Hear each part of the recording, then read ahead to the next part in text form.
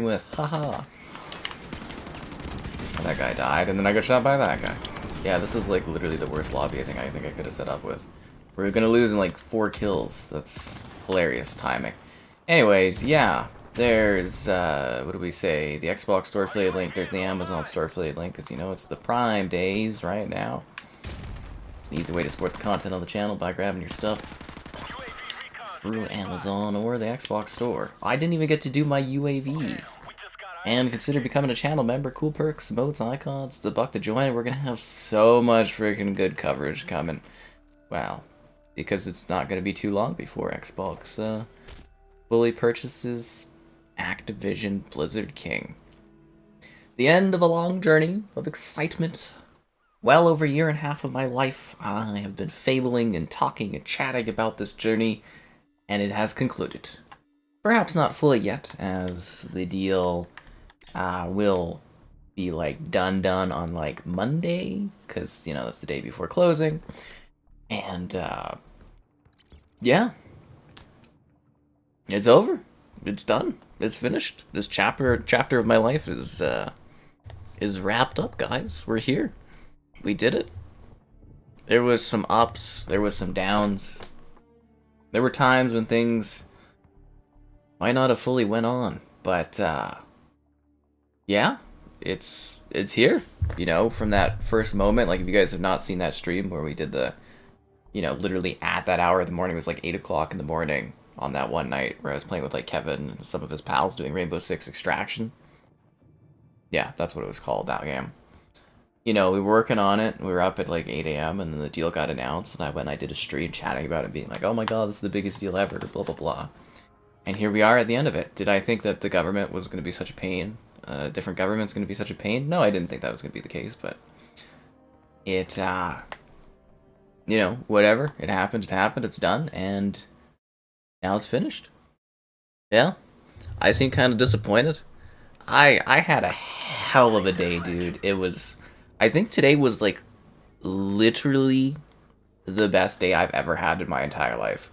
I don't know if you can like really define awesome days, but I don't remember days specifically where I'm like everything was going my. I was like on cloud 9 today. I was literally just walking through, just like I was insufferable in the sense that I was just everything was going my way.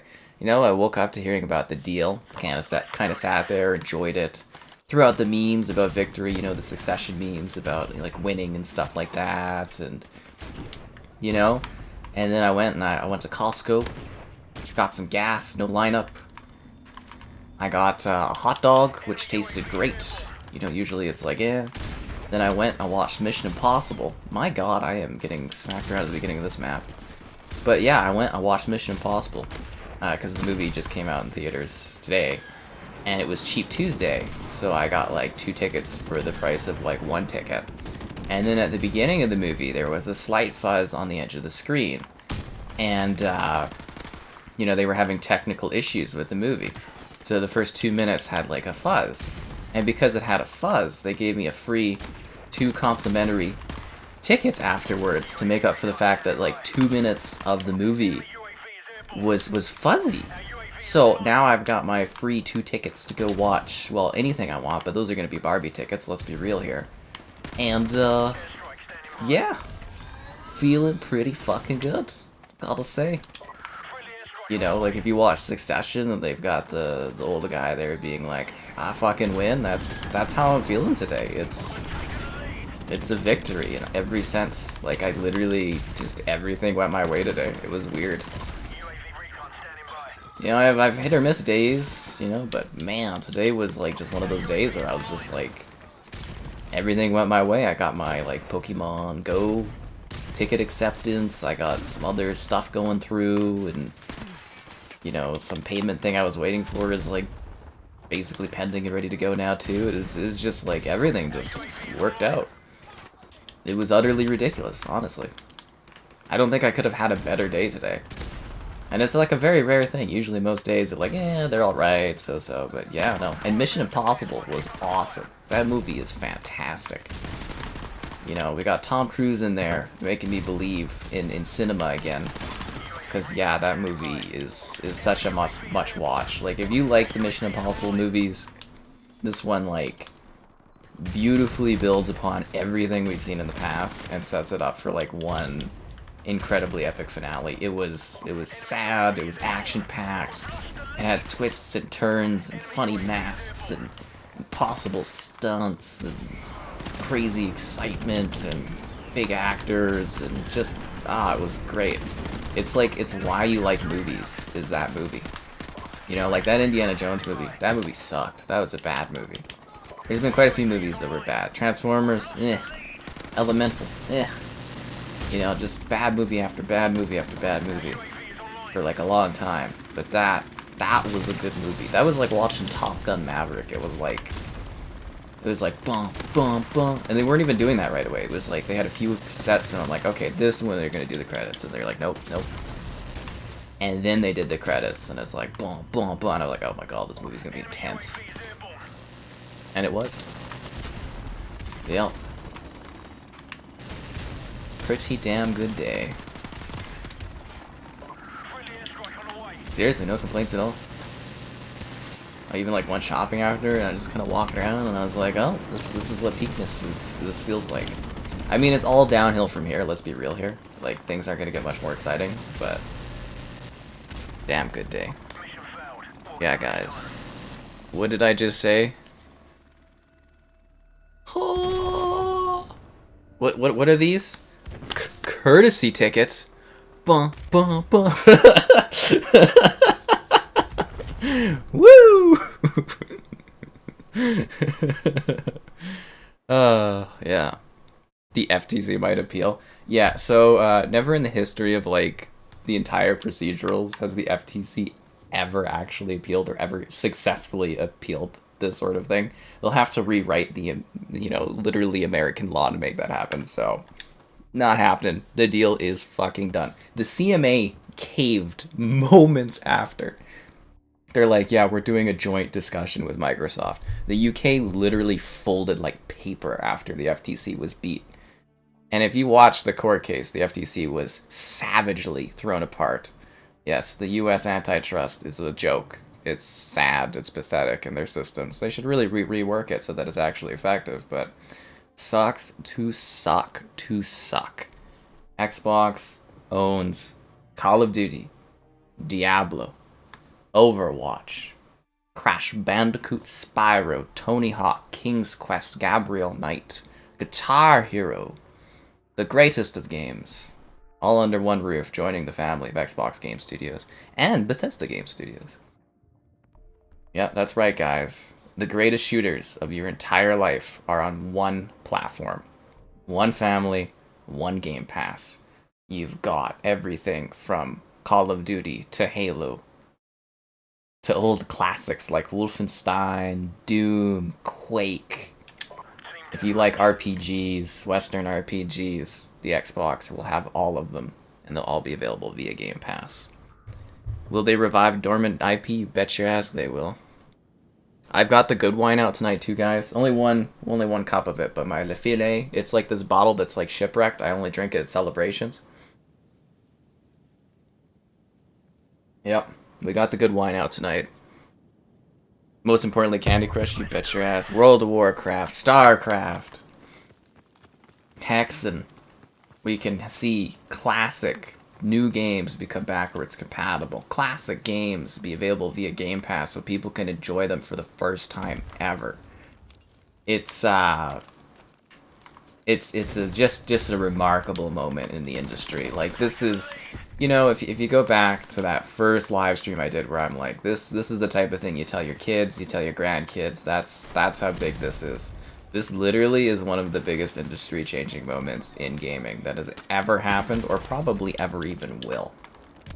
Like, this is insane. But the consolidation's not done yet. More companies will be bought by more companies. You're going to see more of a consolidation over the next few years. We've been talking about that for a while. But for now, I just sit back and, yeah, enjoy the magic of it. To think, you know, sitting there when I was young playing, like, Call of Duty for, like, the first time, like Call of Duty 3, that it would become such an incredible franchise, such a well-known franchise. You know, sitting there talking about like Call of Duty back in, like, you know, high school, junior high, everyone excited about it, and someday it'd be under the Xbox IP. You know, like, Xbox was, like, literally a joke for, like, a decade, and now they have the greatest powerhouse of gaming IP and content I think that's out there. It's incredible. It's remarkable. Yeah. It's gonna be a great time. You never thought Crash would be an Xbox mascot? I got, like, what was it? Tomorrow, the picture we're posting on the community tab is gonna be that, like, ad where they've got... I don't know if you guys have seen this ad, but it's a Crash Bandicoot Xbox ad, and it's, like, the Bandicoots running with a new team, and he's getting, like, an Xbox tattoo, Crash Bandicoot. It's hilarious, so that'll be on the channel's community tab tomorrow for the walls. We're gonna have a lot of fun. This is gonna be great.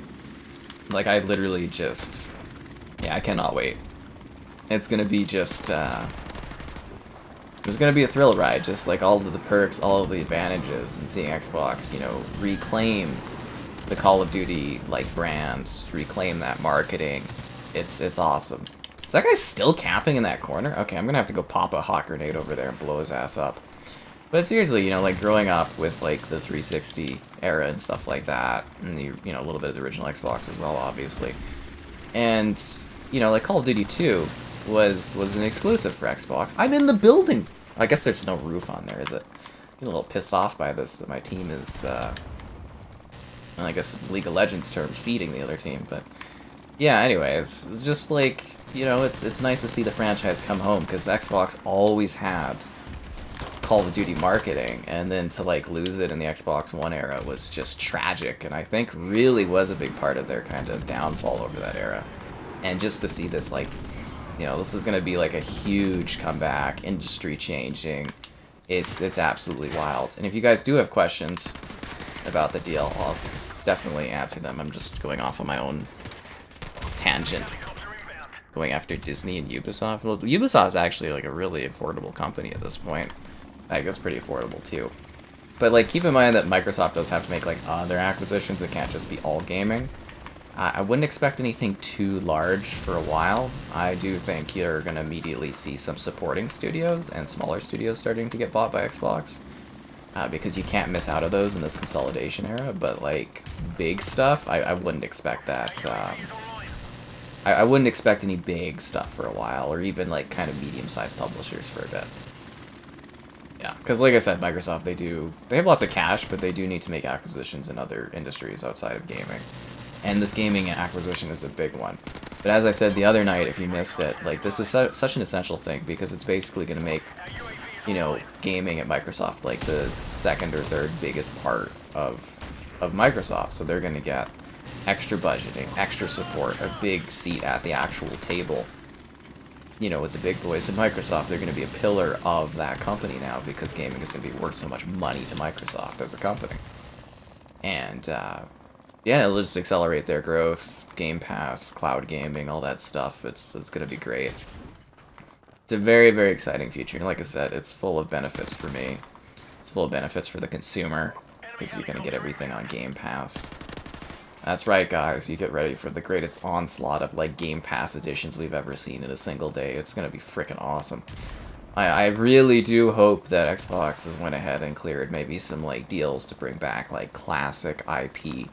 You know, I'm hoping they've talked to Disney about the Marvel stuff. I'm hoping they've talked to Hasbro about Transformers.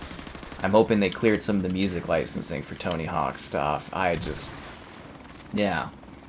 And I hope that they, you know, there's a connection between Bethesda and, you know, Activision being under one roof, where we can get those published titles back, like Quake 4, Return to Castle Wolfenstein, Wolfenstein 2009, stuff like that, brought back too would be just phenomenal.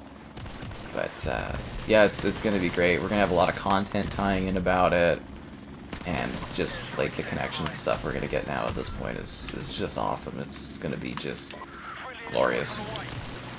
And yes, it will take years for everything to get connected, and yes, it will take years for everything to change, and it'll take months, too, for stuff to get fully adjusted, but when it comes, it will be exciting.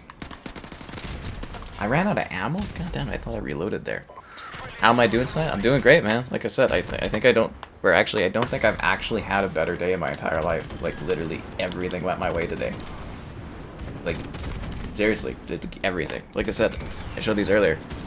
Complimentary movie tickets. So I went to Mission Impossible, like I said, and it was half, like it's Tuesday, so it's like super cheap. So I got like 2 tickets for like the price of 1. For like a brand new movie that just, for whatever reason, came out on a Tuesday. And like, the screen was fuzzy for like 2 seconds, and they gave me complimentary tickets because of the screen issues. And I'm like, what? So I basically paid for 1 ticket, and that turned into like 4 tickets total for me. It's what? And, oh my god, I'm riding off a high of highs. Like, it literally does not get better than this. But you know what can make things feel better? Liking the stream. What? I know it's that time already. Subscribing's great, donations cool. Consider becoming a channel member. Cool perks, emotes, icons, all that great stuff. It's like $1 to join. Longer you're a member, the cooler your perk thing is. Channel member gifting, the Patreon option, the Discord for stream alerts, chat, and great times. We are having fun in the chat today talking about the deal. There's the Xbox Store affiliate link for your Xbox Store purchases, and the Amazon Store affiliate link too. And finally, GamerHeadquarters.com. I write stuff. I should write something about the deal. I don't know. Maybe I will. We'll see how I'm feeling. But I thought, even though we did this yesterday, Call of Duty 4 is like the perfect like celebration chat type game to do this.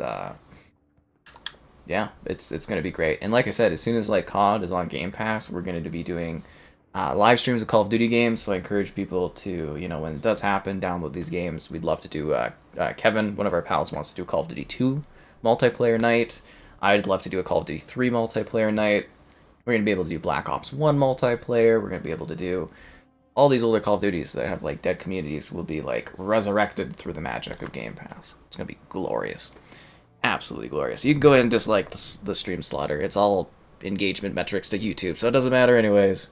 But yes, it's a damn good day. Yep. Ghosts on Game Pass.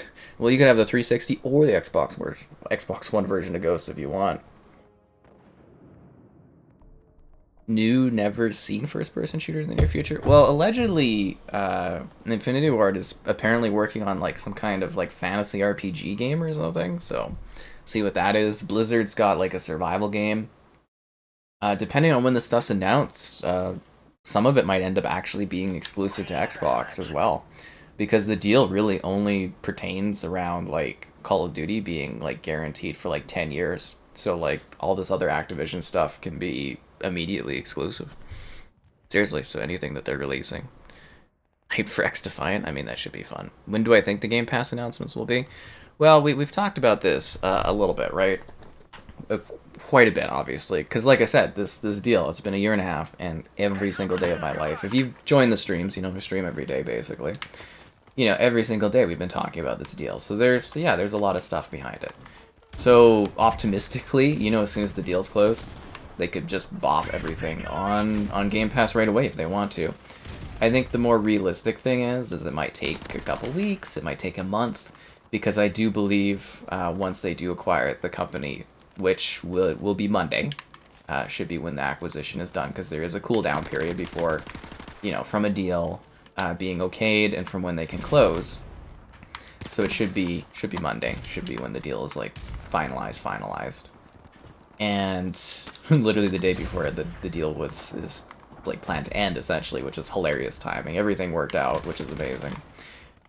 But yeah, it could take a bit. It could be right. It could literally be next week. They could drop everything on Game Pass if they wanted to. Depends on how much planning they've been doing. But like, yeah, it could take a little bit, because they might be wanting to drum up some advertising campaigns. They might want to be doing something with like, you know, ads. It's like, get ready for all of Call of Duty on Game Pass, you know, play Diablo on Game Pass. There could be a huge marketing campaign behind this, getting people excited about it. The other thing too is like Game Pass, it's not just console. We're gonna see a whole pile of stuff pop up for like, you know, basically Game Pass PC as well, right? That's what, basically look at Bethesda and how Bethesda was bought, and then compare that to now, and that should roughly be what will happen.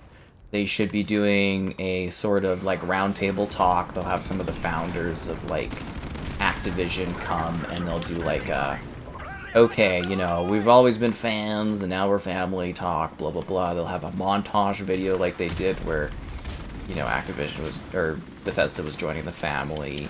And then they'll do their roundtable chat like I mentioned, and then everything will drop on like a specific day that they're talking about, and maybe we'll get some other treats, some new backwards compatible titles, maybe some stuff FPS boosted, maybe some resolution improvements, maybe some other toys and teases, and yeah, it's gonna be pretty hype. Like I'm expecting some pretty exciting stuff coming up, and that's, you know, just kind of using my knowledge and, you know, expertise and all that to kind of go off of, like, it will follow the same pattern as Bethesda did, because that's the pattern they used to celebrate and showcase things.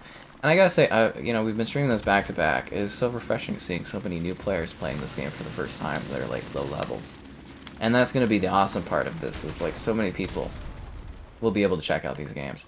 I'll be able to do my streams and my videos, and I'll be able to sit there and recommend like old Call of Duty games, being like, no, this is awesome. And someone that's younger and wasn't around for when these games, you know, were first available, will be able to try them for like such a low level of accessibility in regards to cost. It's an incredible win for consumers, and yeah, it's gonna be awesome. I'm very, very excited. So if I did miss questions, don't be afraid to re-ask, but there's a lot there. Yeah, they do plan to bring Guitar.io and stuff back now that they won the case. What happens next? Like I said, deal should close on Monday, and yeah, then from there it's kind of just waiting until everything gets rolled out whenever Xbox wants to do their rollout of stuff, essentially.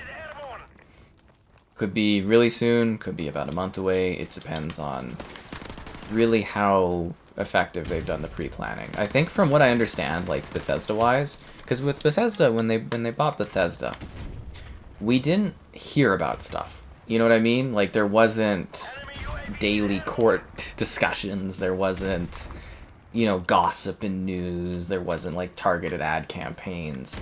They bought them and it happened quietly, and you know, once they were purchased, it was like literally the week after they did their roundtable chat and they released everything, right? We got the Game Pass stuff, we got the FPS boost stuff.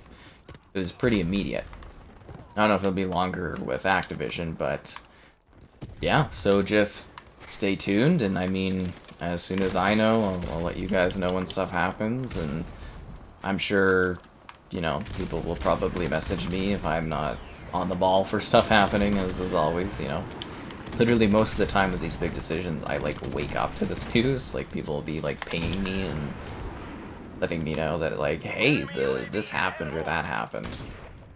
Because it was a pretty big letdown moment when the CMA said no, and I thought the CMA was going to be the big blocking point, but yeah, I guess they didn't really matter at all.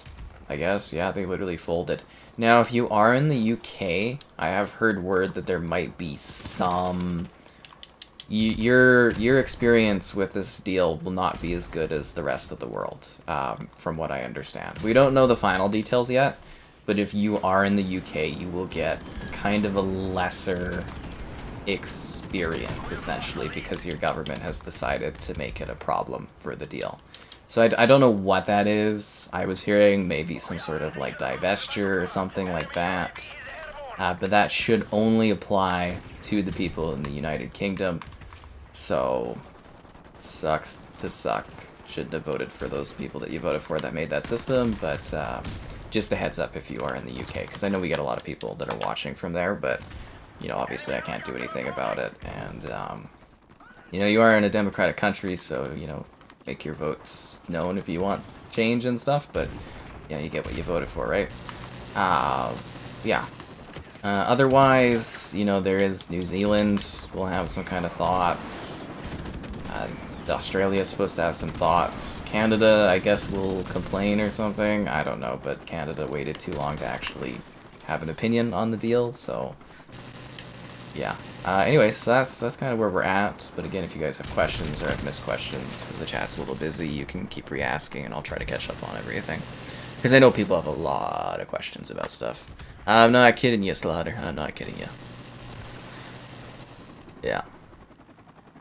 Some COD resolution boosts. Oh yeah, I would love that too. I would, you know, that's something I've been fighting for a while. You know, just kind of. In general, I think the 360 game should have resolution boosts. I don't know why they don't. I'm pushing for, like, I'm trying to see if I can get an interview with Microsoft for, like, my 100,000 subscribers. I'm trying to see if I can, like, set that up. So I had to, like, I've pitched them and stuff, and it's, like, Yeah, it's like a multi-party chain. So the goal is I'm hopefully having an interview where I can tie up any loose backwards compatibility questions. But I might have to go rework that now that the deal's kind of given the okay. Because I wasn't sure how the deal was going to go, so I kind of adjusted my questions based on like the deal kind of maybe not going through, with some like side questions if it does, and yeah, I might have to rework that. Yeah, it'd be cool to see World of Warcraft on console. But like I said, guys, just remember, it does take time for a lot of this to happen. Like, it will literally take years before anything that Xbox really... Before there's really an influence of Xbox on stuff. Like, Call of Duty Modern Warfare 3 this year, you know, it's not going to be impacted by Xbox in any way. PlayStation still has the marketing for that one. The PlayStation marketing for COD ends January 2024. So theoretically, the marketing could go to Xbox for Black Ops, but we'll have to wait and see how that works in regards to how much of a extension PlayStation has. But yeah, you know, that COD's already in the works. I'm sure the next Infinity Ward Call of Duty's already in the works too. So it's like they won't... The Call of Duty train, as you know it, will continue on for quite a few years before there's any actual changes to that. Same with any of the other companies at Activision. They'll be working on what they're working on, and then over time, Xbox will eventually make more decisions and stuff. But it takes years, like years of your life. Yeah. 30 iconic games. Oh, there's gonna be a lot of titles. There might be like, how many Call of Duties are there? There might be like 20 something Call of Duties available right there. The CMA hasn't agreed. They literally came in there. But anyways, don't worry. Don't just ignore that person. They just troll us all the time, but I allow some of it because it's fun. Prototype. A lot of people like Prototype, but like keep in mind Prototype, it would be probably like 8 years before even anything would be worked on, and I don't think they necessarily will. Crash Bandicoot games. Well, they just released Crash Team Rumble, so I'm expecting that one will drop on Game Pass with everything else right away, which is good for that game because I'm hoping people check it out because Crash Team Rumble is actually pretty cool. It's a lot of fun. I did a couple streams of it. I reviewed it if you missed that. Crash Team Rumble is actually pretty awesome. I quite liked it. But it seems like more of a Game Pass title, so I'm hoping people check it out when that time comes. But yeah, you know, it's... very much, I'm hoping Xbox with their whole, we let teams to work on what they want to work on. I'm hoping that leads way to, you know, new Crash Bandicoot. Personally, I mean, we just had a new Crash. I would really like a new Spyro game. I'd love if Toys for Bob could maybe work on some, you know, Xbox platformer IPs. You know, they've got Conker sitting there. They've got Banjo-Kazooie sitting there. I don't know how the licensing quite works out, but like Voodoo Vince is sitting there too, and I think Voodoo Vince is a pretty cool character, so... But yeah, now, the biggest thing is like Xbox and their various game studios. They have a lot of IP they can play with. Like, a lot. So it's mostly going to be like, who's going to work on what, which studios are going to slowly over time be like... let free from the COD mines. You know, is Ravensoft finally going to be able to work on games again? Like, you know, are they going to start building up these studios and hiring like crazy to make them big separate studios that don't just work on COD every year? We don't know yet. We have to wait and see, but it's going to be fascinating. Like, they're like literally running Xbox will be very, very fun for Phil Spencer because he's going to have access to like so many studios and so much IP that you can do crazy things with. Just absolutely crazy stuff with. And then I do think very likely you'll see soon some like supporting studios getting bought. Man, flashbangs are annoying in this. But again, I don't expect any big purchases for quite a while. But I would expect some smaller studios to be purchased because you need to snap those up because they support your games and help build your bigger games before they are gone. Because from what I understand, like, because of this deal, Microsoft basically missed out on, like, buying the Western Square Enix properties, and they missed out on some other smaller support studios along the way because of this. Will Diablo 4 be on Game Pass? It should be, yeah. Licensing deals in the UK? No, it has to do with the UK... they've decided that they want to be the world's, you know, antitrust group, essentially. So they're trying to flux their power, and yeah, basically they don't have the FTC backing them up anymore because the FTC lost. So now the CMA is acting on their own. Essentially what's going to happen is like the CMA is going to be like, well, you know, you give us something and we'll just be like, you know, we won, you won, everybody will be happy, and that's what's happening now. But yeah, like literally I did not expect the CMA to fold like paper today, and they literally did immediately following the discussion. Actually, it kind of sounds like Microsoft and the CMA were actually already talking before the deal was, you know, even announced, because like literally the statement was ready immediately following the announcement. They were literally right away. The CMA was like, we're in discussions, and Microsoft was right away, yeah, we're in discussions with the CMA. So it's this is a done deal. It's finished, and yeah, should be Monday that the final thing is like done. But sit back, you know, have a drink, have a champagne, celebrate. You know, if you're an Xbox fan that's been dealing with like a decade of like not the best experiences, so good times are ahead. Yeah, it's gonna be a good time. Where are these guys at? They're only over here. And also go do yourself a favor and go watch that new Mission Impossible in theaters. It's awesome. Like I said, I watched it today. It's great. It's incredibly awesome. Yeah, I recommend on that one. PS gonna be better than Xbox? Who cares, man? We own Call of Duty on Xbox now. Call of Duty is a first-party Xbox game. The holy grail of shooters. Literally the number one game every single year. Joins the magic of Minecraft and Halo and Gears and Forza and Elder Scrolls and Doom and Quake and all under one roof.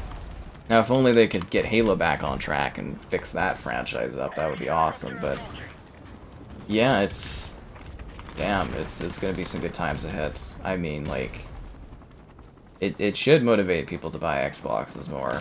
And if it doesn't, you can play them on PC. You don't get Game Pass on PC. You can play them on mobile via streaming. You know, it's Xbox. The ecosystem is going to be really worthwhile to be in as time goes on, especially as it continues to grow. And as I said, they're not done buying. There will be more purchases. If you missed my cool acquisition video where I talk about like all the targets, Xbox had, as of 2021, over 1,000 studios they were looking at for potential acquisitions. They did cut that down to like a tighter number, but like they're literally looking at acquiring everyone they can to fuel Game Pass. So Xbox Game Studios is going to be monstrous by the time they're done purchasing. It's a wild time, actually. It is. Like, if I was younger, you know, going back to, like, high school and stuff, being like, oh, it's going to be crazy. Like, you think the 360 era is wild. Just wait till a little bit later on. So, yeah, you know, there's a lot of people out there that just, like, you know, they do, like, console warrior stuff, they fight and stuff like that. Today is a good day for Xbox and Xbox gamers. A really good day. Keep in mind that Call of Duty is the biggest goddamn franchise every year. Well, I thought, and I hope if they do ever use this concept that I at least get some kind of credit in it, but Xbox needs to do a commercial where it's like Xbox gaming, like shooters for every generation, and they need to start with like somebody putting, like a young guy putting in like a floppy disk and playing like Doom, and then like a CD and playing like, you know, like Quake or something like that, and then the original Xbox putting in the disc to play Halo, and then, you know, putting in a 360 disc to play Call of Duty 4, but showing this guy growing up, and then his kid is playing, like, Overwatch, and just, like, you know, again, the kind of titling being, like, Xbox, you know, a shooter for every generation would be awesome. Showing somebody growing up with all these shooters and then sharing them with their children would be awesome. You know, doing, like, couch co-op and that, and with Halo and stuff would be magical. It really would. All we care about is classic CODs being revived. Dude, we're going to be able to do, like, Call of Duty 3 live streams. Oh, my God. We're going to actually be able to play, like, these old games and have, like, tons of people playing them. Like, we're going to actually be able to do, like, Black Ops 1 nights and actually have players and... Oh, God. It's going to be great. It's such a hype time. Like, it just feels like a decade of, like, pain and suffering on the platform is paying off finally. Oh man. It's just gonna be absolutely magical and stuff like that. And the other, like, the things that we talk about all the time is, like, you know, some people being like, to a line of what? That's kind of funny. You know, it's so many people are being like, oh, it's not a big deal, this and that. But it's like, there's a certain point where it's like, you're gonna, like, miss out on some of these games. Like, you're gonna stick to one platform when you're not gonna be able to play, like, Elder Scrolls 6 or, like, the next Fallout. Or, like, what are you gonna miss out on, like, Diablo 5? It's like, really? You know, it's a little, to me, stubbornness of a platform is a little silly at a certain point. And you know what? If you don't want to buy an Xbox, that's fine. Play it on PC. Play it on mobile. I don't give a damn. Don't miss out on games just because of your stubbornness. You know, gaming can be enjoyed by everyone everywhere, and it's just going to become more and more accessible. And I can't wait to see how this grows over time and see how much it changes. Like, literally, it looked like Xbox was not even gonna... Did he just blow it? Oh no, he's still alive. I thought he was gonna blow himself up there. Did it kind of look like he, like, exploded himself? Like, there was a point where I was, like, literally wondering if Xbox was gonna exist, and I think this basically cements Xbox as the pillar of like a huge pillar of Microsoft, and like a studio that, you know, well, a company that's gonna always be doing gaming because they literally own the biggest games. It's insane, and I can't wait to see how they leverage these studios and provide exciting experiences. You know, other things about the deal that I thought were really, really cool that they could potentially do is I hope that Xbox is creating like a esports ecosystem. They can leverage the excitement and the amount of people that watch Call of Duty esports and combine that with Gears of War, Call of Duty, Forza, you know, some of these like retro games, and they can create like a big esports thing because it's part of the brand. So Xbox, they own Smash GG, which they renamed to, I think it's like Star GG now, but because of this purchase, they'll own MLG. So if you guys don't know what MLG is, it was like, you know, kind of a big competitive esports. I think it still kind of is. But they could like resurrect that banner or make a new banner, and they could have all of these esports kind of eating off of each other and growing and stuff. And I think that would be great for the brand to show a competitive side of things. That would be really cool. Because when you're buying these companies, you're not just getting like Call of Duty and stuff. You're getting all of this, like, these supporting concepts. And I hope we see like the resurrection of things like, you know, Guitar Hero. I really would love a new Guitar Hero. I'd love to see so many of this like IP, like King's Quest. I'd love to see that come back or do some remasters. Xbox, again, I say this constantly, they need to make a new studio that just does remasters, remakes, and like, you know, special edition packs and stuff like that. Like literally kind of what, what's that studio called for PlayStation? I think they're working on actual new stuff. You guys know what I'm talking about? They did like the Demon's Souls remake. Oh god, I can't remember what their name is. Blue House or something like that. Yeah, Xbox needs a studio that does that, just like resurrecting old CODs, you know, giving them touch-ups, resurrecting old Fallouts, Elder Scrolls games. I think that would be awesome. But there's like so much they can do with this deal. From like esports to, you know, regular gaming to Game Pass growth to like, you know, fueling these experiences for years to come. Like, they're gonna have so many like employees and stuff working on gaming. It's gonna be really, really exciting. Like, there's just the possibilities, and we've talked about it over a year and a half. That's why I'm kind of decently well versed in all this stuff, and it's really cool to see it actually coming to fruition, because I wasn't sure it sometimes, you know. I was kind of like, oh, is this happening? Like, it was exciting when it was first announced, and there was all this government oversight and problems, and then, yeah, here we are, and it's actually happening. It's wild. So there you go. We're coming out of the drought. Remember, Xbox's year is the next year, as always. DJ Hero? That would be funny if that one came back. OG Modern Warfare 2 going to be revived? You can still actually find matches of that. I did some footage of it, soon I'll have to do some gameplay of that. MLG was really big with Halo. Yeah, it was. It was really, really big with Halo 3 there. Yeah, that was a big thing at the time. But that's what I'm saying, is they could like resurrect that brand.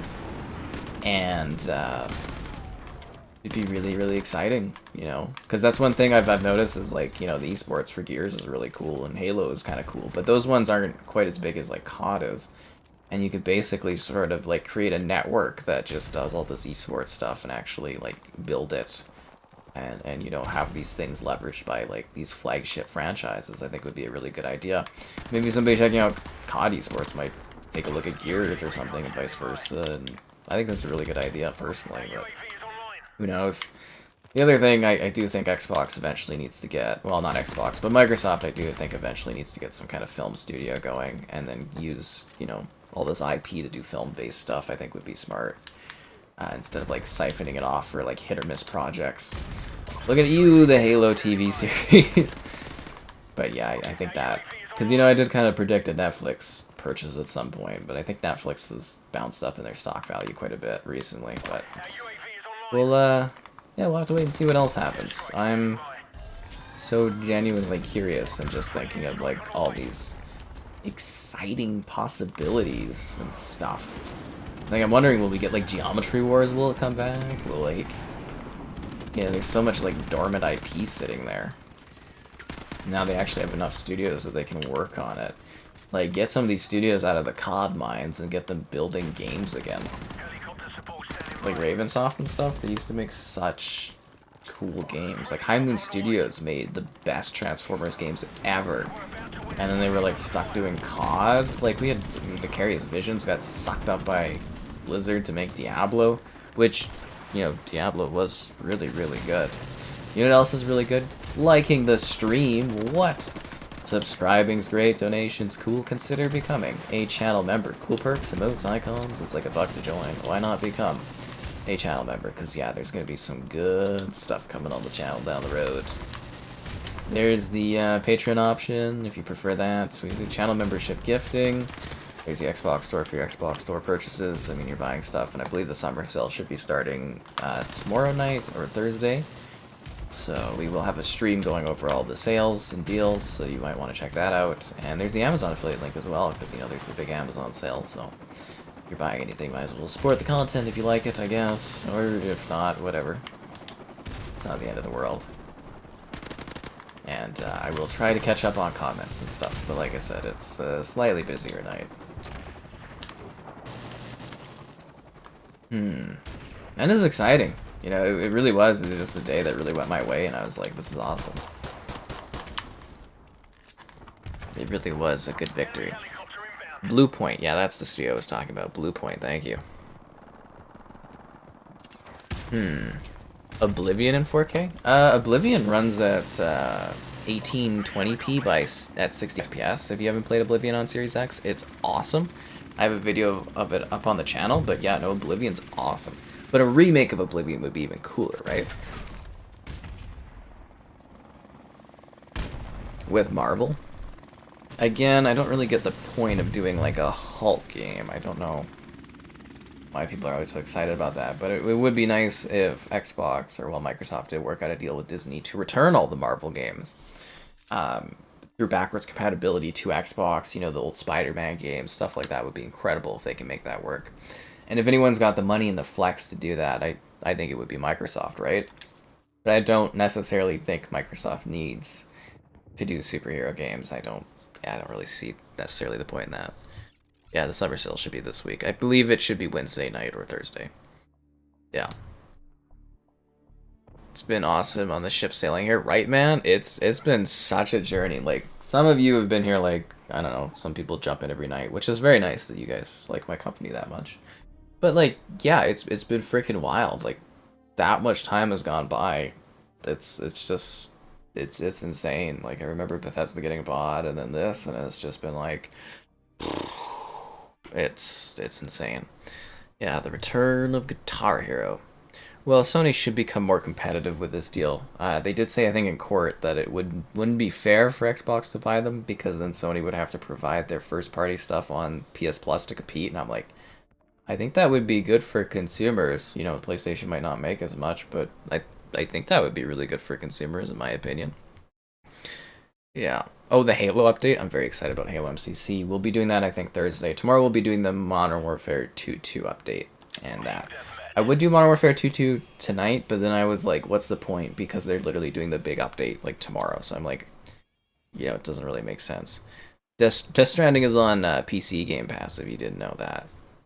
So that's pretty good. Will the hackers get better? I mean, there'll probably be less of them because there'll be more regular people, right? Yeah. What about Warzone? Oh, hi, Laurie. Japanese games. Well, that's an awesome idea for commercial. Thank you, right? I could do really good at commercial stuff, I think, but yeah, what do I know? What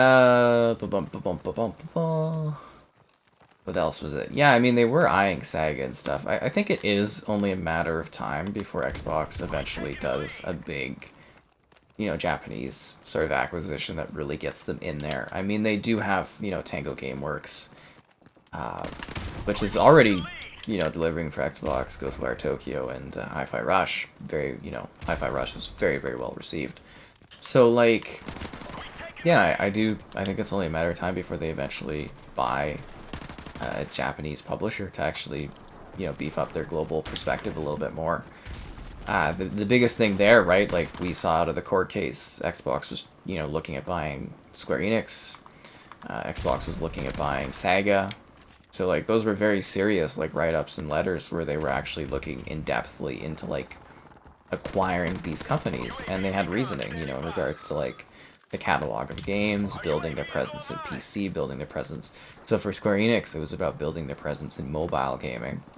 And, you know, the IP too, but for, like, you know, Saga, it was about getting a foothold in Europe, where they're having a harder time, and a foothold in Japan, which, you know, they've had an incredibly hard time. And that's kind of how you get into markets. It's a big thing in tech, and it's a big thing that Microsoft loves to do, is they love to acquire stuff. Because that's a faster way to grow. And I mean, like, Xbox has really tried to get into Japan, not in the Xbox One era, but, like, the 360 era. They really, like, if you weren't around then, they did all kinds of exclusive content, and it didn't really help. And, you know, Xbox has been getting better with Game Pass, you know, getting all of the, you know, Yakuza games, getting the Atlas titles, getting some other, you know, traditionally not Xbox franchises on Xbox. So I think an acquisition is a very smart way to build some actual brand recognition in a place where they've struggled, because, crazily enough, a ton of people in Japan buy consoles and stuff like that, and it's kind of an important region, I guess. It is wild. Like, it's... The next 10 years are just going to be so exciting to see, you know, what happens in gaming. Like, I think we're going to actually see competition on a level we haven't really seen in a long time. Yeah, maybe we're going to go back to the ye olde Nintendo versus, like, Sega era of, like, actual intensive competition, which is good for consumers at the end of the day. You want these companies battling tooth and nail for your buy. You know, you want them doing that because it's going to provide better innovation, better services, better, you know, subscription services in the modern era, because that's where all the money is. It's, yeah. If you got Game Pass, you are going to be sailing pretty smoothly with some good stuff real soon, and some good stuff over time, because, yeah, that's going to be pretty awesome. And, yeah, I feel like I'm in a pretty good spot right now, you know, working with Microsoft, and hopefully that relationship is good, and, yeah, I'm gonna be kind of set here, you know, it's gonna be pretty cozy for me, I think. Like, yeah, this is awesome. It's a good day. Dead Rising will get another iteration? Yeah, I think eventually Dead Rising will get a remake at some point. Probably another remastered packs. Dynasty Warriors? From what I understand, Dynasty Warriors still has a pretty decent following, and it still sells pretty well. You know, I'm sure they're probably already working on another Dynasty Warriors, to be honest. That would be Koei Tecmo, so I mean, Koei Tecmo would actually be a good buy. I don't think it would be like a massive impact buy, but it would be a good kind of niche buy. They make a lot of franchises and stuff that don't end up on Xbox, so yeah, Koei Tecmo would be a good one. I don't know, you guys excited? I'm pretty hyped up here. It's, like I said, today was just awesome. You know, not just the deal, but, like, literally, I don't think I've ever had a better day. It's wild. Like, literally that memorable of just a wild ride today. And free movie tickets and cheap Mission Impossible and a great movie. Oh man, the feeling of watching a great film is just so awesome. I've watched so many bad movies the last couple of years. It's utterly refreshing to have something good. Yeah, it's that excitement and feeling you got like watching Maverick, and yeah, good times. Now I'm hyped for the Barbie movie because I'm not gonna have to pay to watch it. Ah, God. And to think I was complaining about Cineplex the other night. Tisk. Although, yeah, I still have problems with that movie cost thing that they're doing, but yeah. One day can't get here soon enough, right? It's gonna be exciting news days, and I'm sure, like, a lot of, like, websites are gonna be doing, like, still doom and gloom stuff because, you know, bad press for Microsoft gets people excited, but don't let it wave you down or waver you. This is an exciting point if you have an Xbox. You know, this is good. This is gonna be great. It's going through, and yeah, there's really not anything that's gonna really be able to stop it. I mean, like I said, they've never appealed this sort of thing before, and if they do, it's just not gonna stick either, and yeah, it's done. It's done, guys. So, cheers. You know, I'll bring out my drink. Cheers. I don't know if anyone's doing fancy wine, but I've got my fancy wine out tonight. You miss Sega being in the console market.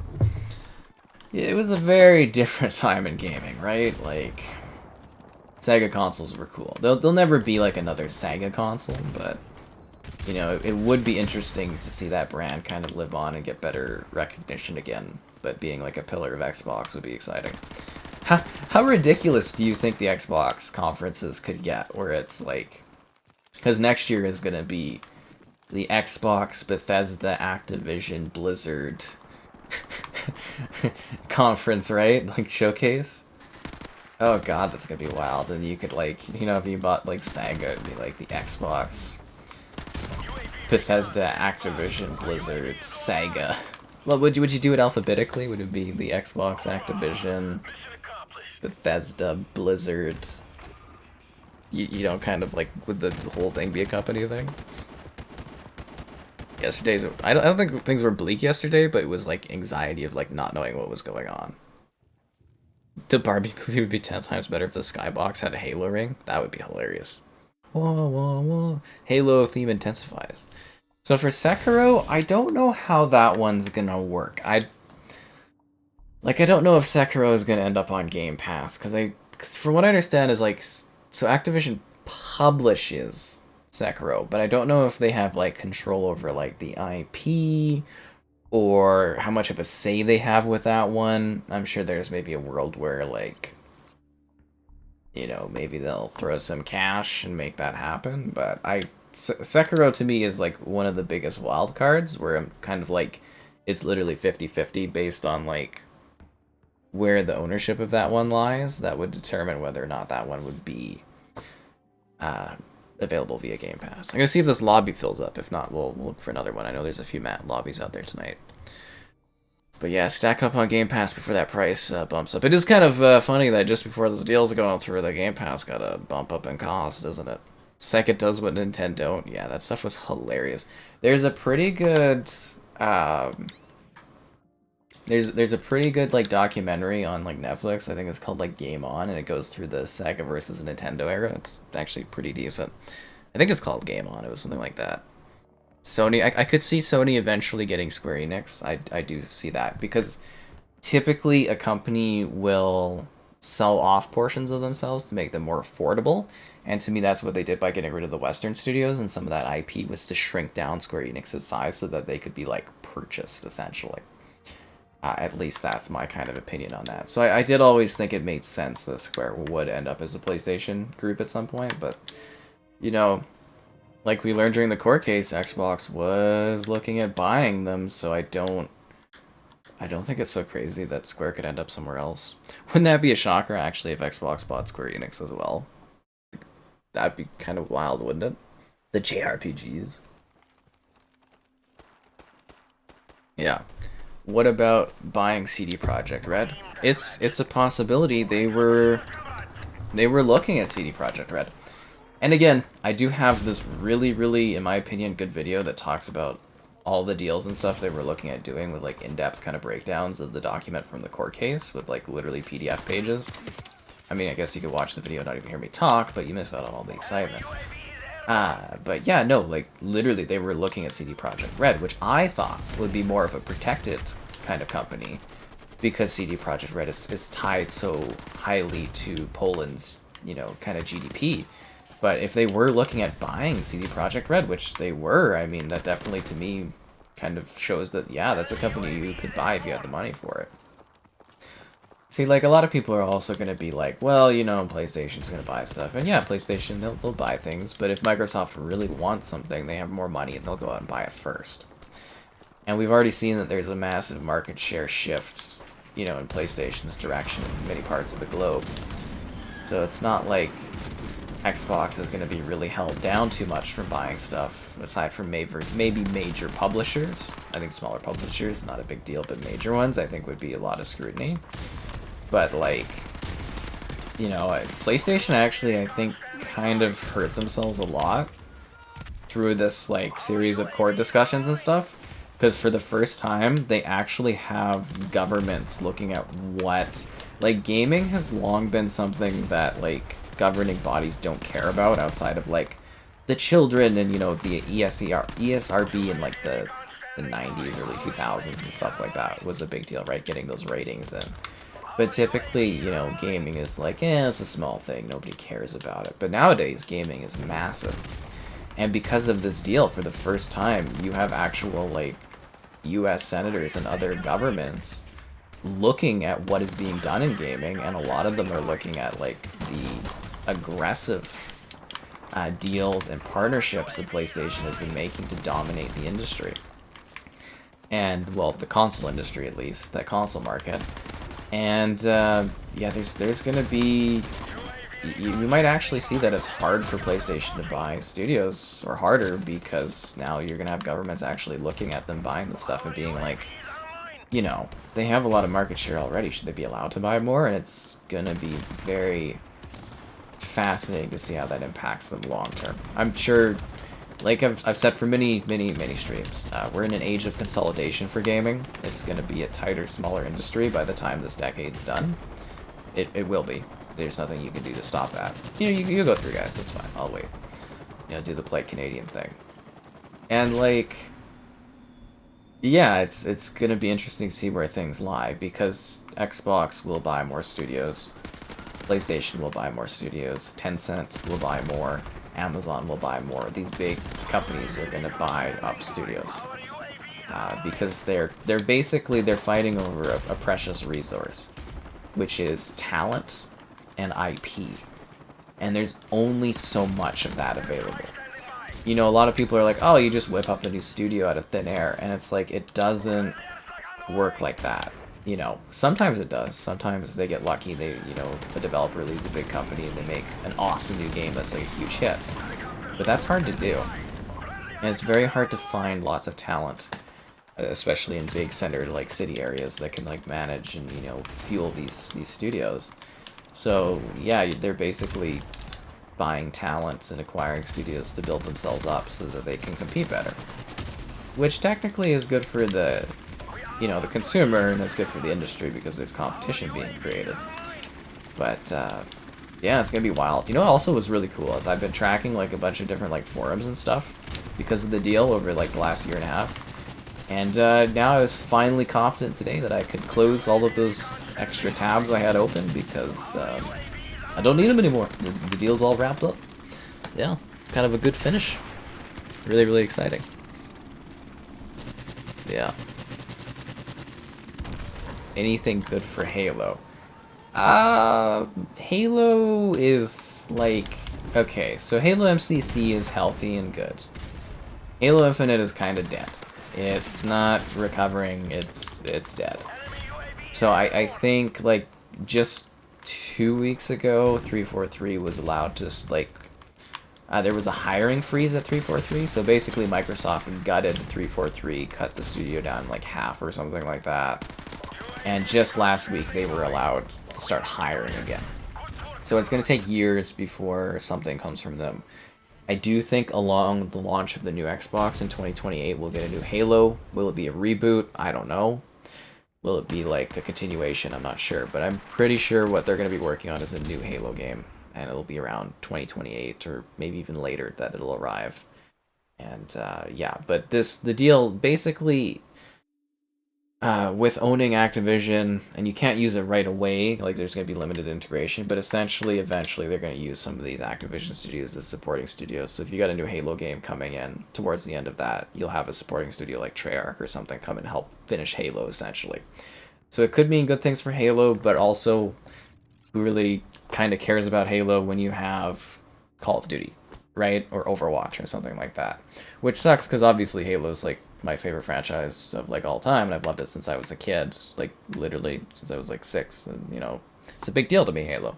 But I can look at it from like a business perspective, and it's like, I don't think Halo's going away, but I don't think Halo is going to have the same urgency or focus that it used to. But obviously people will always be excited about a new Halo game if you're on Xbox, because it's such a historical part of the console. But I mean, again, you know, if you got a game that can make $1 billion in 5 days versus Halo that kind of has wavered as a free-to-play, you pick the one that makes a lot of money. And it's a great time for you, yes, you, to like the stream. Subscribing's great, donations cool, consider becoming a channel member. Cool perks, emotes, icons, all that great stuff. There's channel member gifting, and it's $1 to join. Why not become a channel member? There's the Patreon option, the Discord for stream alerts, chatter, and great times. The Xbox Store affiliate link for your Xbox Store purchases, and the Amazon Store affiliate link as well. There's lots of sales and stuff going on. CD Projekt Red. You're saying CD Projekt Red isn't worth it? Oh god, they've only made like, what, 2 of like the biggest games of all time? You can like, you know, you can hate on Cyberpunk all you want, but you can look at the sales of that game, and it has made so much money. Like, Cyberpunk is a huge IP that they've created and crafted that, while it had a rough start, I'm assuming future Cyberpunk games are going to make them just tons and tons of money. And like, literally, Cyberpunk 2077 is, you know, they've recovered on that one, and they're making bills. And then the Witcher franchise, they have the exclusive gaming rights to The Witcher. I mean, like, CD Projekt Red, they've got incredible talent. They've got a great European studio base. They've got incredible IP, some of the top-selling games of all time. They've got a long, deep partnership with Xbox, you know, going back to, like, The Witcher 2. So, like, CD Projekt Red would actually be a really good buy. They wouldn't be insanely, like, expensive either.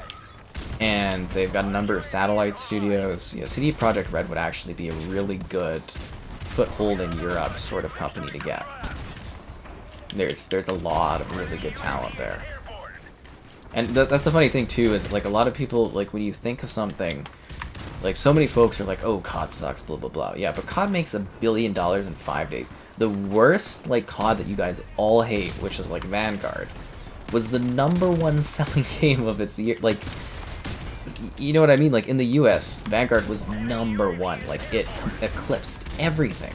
And it was like a weaker selling Call of Duty. So Call of Duty at its like worst is higher selling than like literally everything else. And that's where it's like, you know, a lot of people will still hate Cyberpunk today. I think if you haven't played Cyberpunk, it's actually a really good game, and you know, they've fixed up a lot of stuff. It's worth playing now. But like, you know, you can't deny the sales numbers, and you know, Cyberpunk, they've made a lot of goddamn money on it. And you know, it's undeniable that CD Projekt Red has created a studio, actually a studio and some satellite studios now, that made big games. And you know, they've got, you know, Cyberpunk 2077 2 coming. They've got The Witcher 4, like a new Witcher trilogy coming. They've got Witcher spin-offs coming. You know, they're expanding, they're getting larger, and you know, that's a lot of stuff that could literally push people to buy an Xbox or push people to get Game Pass, right? And that's what they're trying to do, is they're trying to become like the Netflix of gaming, where it's like, you have to have Game Pass or you're missing out on all the good stuff, where it's like, you know, it's almost undeniable to get an Xbox because you're getting the big games. Kind of like they did in the 360 era, you know? With Mass Effect, Bioshock, Dead Rising, the great Halo games, the Gears of War titles, the Forza titles, all that good stuff. They're rebuilding that. It's a new golden era on the Xbox. It's exciting. Microsoft's turning into the United Federation of Planets from Star Trek. That's where you're going for that one? Salty people on Twitter today. I didn't see a lot of salt, which was funny. I did see a lot of people kind of complaining, but I didn't see as much salt as I wanted. Yeah. They own all the good shooters, man. You never saw Twitter burning like this. Well, the thing that, like, I really don't understand is, like, for years, when I had, like, an Xbox One, when I was like, well, I really want to play Spider-Man, everyone was always telling me, just, you know, buy a PlayStation. And, you know, they were really, like, they were really mean about it for years. It's like, if you want Spider-Man, a character that's traditionally been on every platform, going back to, like, the Super Nintendo days, they're like, we'll buy a PlayStation. It's like, you want these great games, you buy a PlayStation. I went out and I bought a PS4. Great games, great times, I had a lot of fun. And same with, like, the PS5. It's like, you want the great exclusives, you buy a PS5. Okay, cool. So if you want great exclusives and you don't want to miss out on these games, you buy an Xbox, or you play it on PC, or you stream it on mobile. You have more choices. Like, if a game is exclusive to PlayStation, you have to buy a PlayStation. But if a game is exclusive to the Xbox ecosystem, you can play it anywhere you want. You can go on PC, you can play it on an Xbox. You know, they've got Series S's that cost like nothing. You can play it on your phone, most of the games, and it's going to get better on, hopefully better on the phone over time. Cloud gaming still has quite a ways to go. But, like, you get more choices to play these games, and, you know, people are just really stubborn about it, and I don't understand that. Don't you want to play more games? Isn't that why we play video games, is to play video games? Yeah. The delusion of some people is crazy. Maybe we need, like, a Twitter, like, thread on the Discord where we do all this stuff. Imagine if, well, Activision never owned Bungie. Activision published the Destiny games, but they never actually, well, because, did they own Bungie? Because they did have to buy themselves, I think they bought themselves out of the contract, but I don't know if Activision, like, I'd have to look into the actual details on that, because there obviously was a publishing agreement for Destiny, but I don't know if Activision actually, like, owned Bungie. But yeah, that would have been funny if Bungie was part of Activision and came home. Yeah, it's a little sad that Bungie won't ever come home with that, but, like, who cares? Bungie is, like, such a small fry compared to, like, Activision. I know Destiny's, like, a big game, and a lot of people love, like, Destiny, and, you know, Destiny's cool and all, but, I mean, let's be real here. It doesn't even hold, like, a candle to Call of Duty in regards to size or sales or anything like that. It doesn't. And it's cool and all, and, you know, whatever, but at the end of the day, like, I remember the Activision deal getting announced, and I was like, this is the craziest thing I've ever seen, and then they announced, like, the, PlayStation by Bungie, and I was just kind of like, whatever, I don't care. I was so indifferent towards that kind of thing. But it is a good buy for PlayStation, and, you know, we've talked about that as well. Like, them buying Bungie is a really good purchase. Like, you're already seeing the effects of it, because they have Bungie coming in, and, like, you know, I guess they kind of got factions basically canceled that was being worked on. Like, apparently Bungie has been sent around to some of the different, you know, studios of PlayStation working on live service games right now to be like, you know, are these games going to work and blah, blah, blah. Because there's a, you know, a thing that Bungie does really well is, you know, live service, right? Like, Destiny is one of the biggest live service games going on consistently over the last... When did 9 years, 8 years, or something like that? Actually, do you count Destiny 1 as live service? It depends on what you count as live service, I guess you would say. But I think Destiny 1 kind of was live service. But, you know, that's what they've been doing, is they are leveraging Bungie and their experience to help make the PlayStation game studios more effective in this sort of era of stuff. So you see PlayStation's trying to get their multiplayer stuff going. Xbox has a bunch of multiplayer stuff going, and they're trying to get their single-player stuff going. It's kind of a fascinating reverse of positions. Because you want the cash flow from games and services, but you still need to deliver great single-player games that people love. And, yeah, it's fascinating. Again, it's competition, which is very healthy for the industry. Oh, god damn it, the Matchodome. Bungie and Microsoft are within miles of each other. Believe it or not, they used to be on the same campus. The legality around Bungie, yeah. $69 billion. It was a lot of money. Disney so for Spider-Man, Disney owns Spider-Man. you know, there's no confusion there. So what Sony has is the movie rights to Spider-Man in perpetually, as long as they keep releasing a movie every, I think it's 5 years.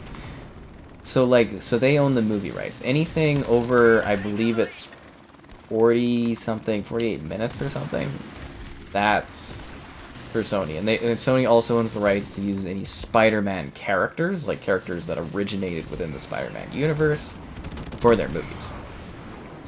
So like, yeah, and that deal just keeps going as long as, you know, there's not some agreement struck that ends it, or, you know, if Sony fails to deliver a movie in X amount of time, it goes back to Disney. But Disney owns Spider-Man. Disney owns the merchandising. Disney owns, like, smaller Spider-Man stuff. That's why Disney has all, like, the Spider-Man and Friends and blah, blah, blah, on Disney Plus and stuff like that. So Sony owns movie rights. Now, for the PlayStation Spider-Man games, I'm assuming as some part of the rights to make Spider-Man as part of the MCU, part of that discussion was to make, you know, Spider-Man a character that's exclusive. Or, you know what, honestly, Sony probably just went and pitched to Disney and was like, we want to make a Spider-Man game. And it was successful and they paid for it. That's very likely what happened there. There could be an MCU connection, but who knows, maybe they just paid for it. Because from what we understand in the court case, Indiana Jones was going to be multi-platform, but Microsoft went and renegotiated the deal with Disney.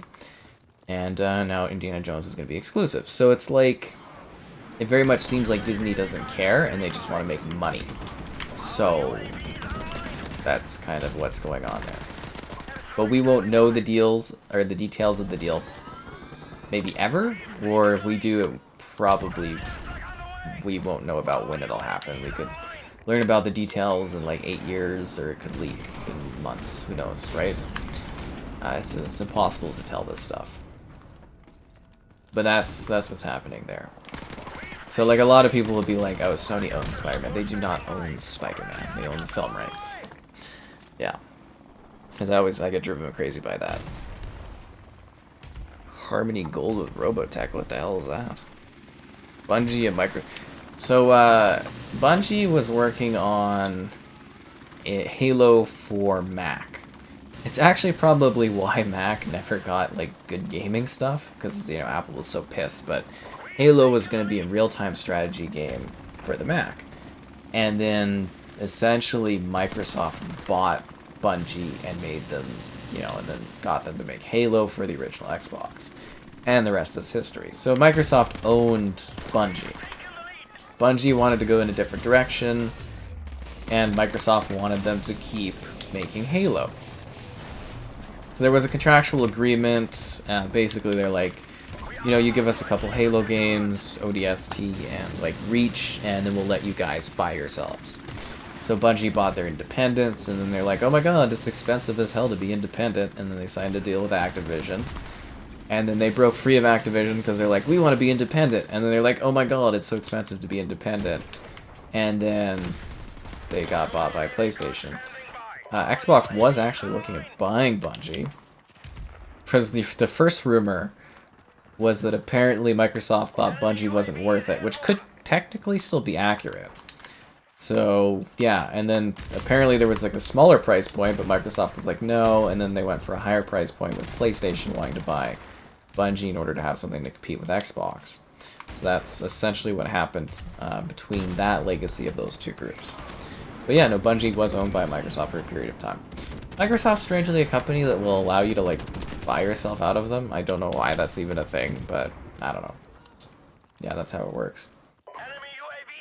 I guess it keeps talent happy or something. I don't know. I don't know why you would let a company buy itself out of you, but that's what happened. Appears Disney doesn't. They just want to make money. I don't know if that's an understatement of the year, considering how their film box office has been going.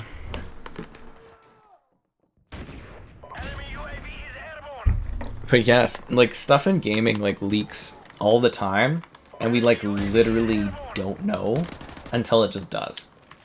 You know what I mean? Like the biggest thing we know is like acquisitions, they don't leak. And when they do leak, they leak literally minutes before it happens. But rumors of acquisitions can be true. like the Square Enix Western properties that leaked, and that was actually a real thing. Same with the Sega interest from Microsoft. It was a real thing, as we learned from those court documents. And we talked about this extensively last night, but like, it's so hard to tell what is legitimate and what is not real anymore because, you know, since COVID, everything is so random and nonsensical that it's like, it's hard to make headwind of what is accurate. And I'll say the same thing I said last night, so sorry if I'm going over it again, but, you know, for example, Vanguard. The rumors were like Captain America and Indiana Jones were going to be characters. It's a World War II game. Makes sense. But we ended up with Godzilla, Mechagodzilla, King Kong, and Snoop Dogg. Modern Warfare 2 too. The rumor was we're getting John Wick. Modern shooter dude, new movie coming out. Makes sense. And instead we got 3 superheroes from The Boys. It's weird, right? Like, it's hard to differentiate stuff. Yeah, their box office. Like I said, if Wish bombs and it's got a $200 million budget, which is insane, every single studio within Disney will have had a bomb this year, which is crazy. I'm gonna try to find another lobby. I hate when people dip out of these lobbies. It just makes it such a pain in the ass for like 2 seconds as we try to find another match. It drives me crazy. And again, if I miss any questions tonight, don't be afraid to re-ask, guys. It's just been hard to keep up with everything because there's so much going on. PS games on the Series XS. Yeah, some of them and stuff like that. I'm kind of hoping that, like, we do get to a point where maybe there's less exclusivity on stuff and things are available in more places. But exclusivity does drive sales. We literally have the console sales now from that court case over the last 30 years. And the consoles that have more exclusives sell more consoles. So that's just, you know, it's just math, right?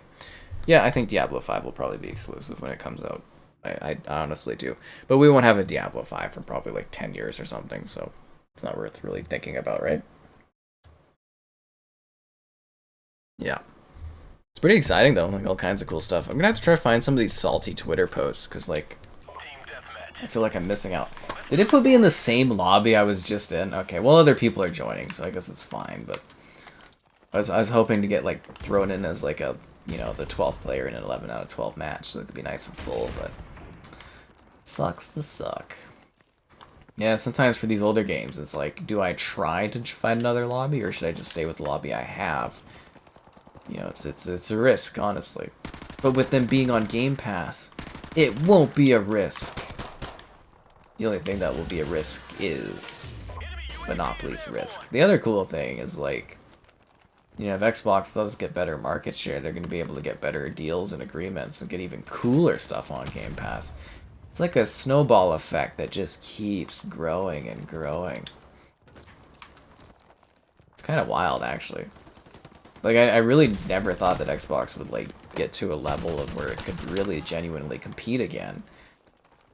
And I'm looking towards, like, it literally looks like a second sort of golden age of gaming for Xbox. It's wild. We're just gonna have to see if that translates into consoles, but at the end of the day, it really doesn't matter because it's more about Game Pass subscriptions than it is consoles, you know? It's also gonna be awesome seeing all that Activision stuff available on different platforms. Like, there's gonna be so many cool, like, PC games. I'm hoping some of these PC games kind of have achievements that tie to them, like Xbox achievements, because that would be awesome. Something that bothered me about some of, like, the Bethesda stuff getting ported is it didn't have Xbox achievements. I was like, God damn it. I want to achieve.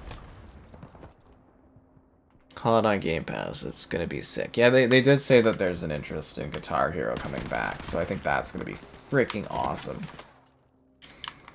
Could you imagine it's like if you have Game Pass, you get like a couple free songs every month or something, and you just, ugh. Man, a new Guitar Hero. I hope it's like a legacy Guitar Hero too. But keep in mind, it's going to be years before you guys see stuff like that happen. Unless Activision secretly already has that in the works. I don't know. But I'm hoping this leads way to the history of gaming being more accessible to people. I want them to make old stuff like Gabriel Knight's Quest, Stuff like that. Hexen, you know, available for people to play and keep playing and enjoying. I don't like it when games disappear. I don't like that. I hate it. And it's going to be so cool to be able to sit here and suggest all of these games, because it's so much easier. Like, you know, we talk about it all the time, you know, broken record on that kind of stuff. But, like, it's so much easier for me to do my videos and stuff and be like, hey, it's on Game Pass. Check it out and see if you like it. That's so much easier for me to do than trying to, like, persuade people to buy, like, a full game that they're sort of iffy on. You know, like, there's so many people, like, tons of people bought Diablo 4, but there's a lot of people in my review that are kind of like, well, I don't know, I might wait for a sale. But now they'll be able to try it on Game Pass and be like, oh, maybe actually I do want to own this, and it's, you know, or keep subscribed to Game Pass and have it. It's going to be a really different sort of industry. They're essentially bringing back, like, the rental stores from the past, and I don't know, it's going to be really interesting. You know, like, I benefit greatly because you guys, you know, it's easier and people are more excited about watching stuff if it's available via Game Pass, because they can, like, check it out really easily. So I just, like, for me, I see huge benefits. Also, the marketing rights and stuff, you know, gonna get, like, actual nights, like, press packets and stuff, or COD stuff, hopefully. I'm not gonna be left out of the conversation on things. It'll be great. It'll take a long time before this all comes into effect, but it's going to be an exciting experience working towards that. It's also a great time for you guys to like the stream. Subscribing's great, donations cool. Consider becoming a channel member. Cool perks, emotes, icons. It's $1 to join. Why not become a channel member? There's channel member gifting, the Patreon option, the Discord for stream alerts, chatter, and great times, the Xbox Store affiliate link for your Xbox Store purchases, and the Amazon Store affiliate link as well. I know, exciting, right? And we're streaming, like, all the time, so, you know, if you guys are up at this hour, usually you can catch a stream. We do lots of fun stuff. Yeah, their own Xbox Smash Bros. Or kart games, that would be awesome. Games I would want to come back. I mean, I've kind of already mentioned it, but, like, Knight's Quest. Or, sorry, not Knight's Quest. King's Quest. An enchanting tale of heroic actions and excitement with Graham and his iconic cap and, you know, cape. So, yeah, I like King's Quest. But, you know, I loved Guitar Hero when I was a kid, so Guitar Hero would be awesome to see that return. Geometry Wars. You know, there's... If they could, like I said, the backwards compatibility stuff, if they could make, like, a deal with Hasbro for Transformers, it'd be a godsend. You know, it'd be cool to see some of the old Tony Hawk games come back. Yeah, there's a lot of good stuff. Those Marvel games, oh man, if they could get a deal with Disney and bring back, like, the old X-Men games and the old, like, Spider-Man games, it would be freaking amazing. Because it's like, I have those games, you know, via disc, and I play them on the 360, but there's something better about being able to play and showcase these games on modern hardware, right? With the modern benefits. It makes a big difference, it really does. And it's about allowing people to enjoy the history of gaming. What the heck? Oh, he's in there. God damn it. Boom, boom, boom, boom, boom, boom. Man, I'd love a new Spyro game. 2 huge wins in a row. Salty people. I feel like I missed all of this on Twitter today. I don't even like Twitter. I'm just stuck on Twitter because Reddit was so stupid. Ugh. I feel like internet... I mean, I don't want to say the word refugee, but I feel like I'm an internet coaster because, like, you know, I've lost my home at Reddit. I don't really like Twitter, and Twitter looks like it's dying to threads, kind of. Like, I don't know where to go on the internet to waste my time. Or maybe the end result of this is just going to be me spending less time on the internet, I guess. I don't know. I feel lost.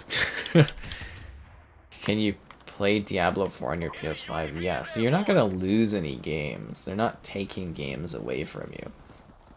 If you want to play future iterations, you'll have to probably get an Xbox or PC or do streaming of it. It's not about now, it's about the future. What am I stuck on? Flashbangs are annoying, man. Hate the flashbangs in this. But yeah, you're not gonna lose access to anything. Xbox doesn't take away your stuff because people would lose their goddamn minds. Firstly, it's also very anti-consumer to do that, but yeah, you're not gonna lose access to anything. Yeah. God damn it. Yeah, there won't be a new Diablo game for like 10 to 15 years or something like that, I don't think. Although it would be... It would be really funny if they look at the success of Diablo 4 and they're like, maybe we should get a new one out sooner. Because this is not what it is with COD, is like the COD sell really well, but they're like, we need to do a new one immediately to make even more money.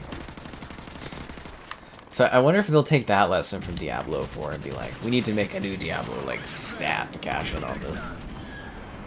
Because that's funny. Because, you know, again, the big difference is like Diablo can do COD numbers, but Diablo's come out so spread out that it's like, you know, it's not really comparable, right? Yeah, you don't care then. See, this is not a problem at all, right?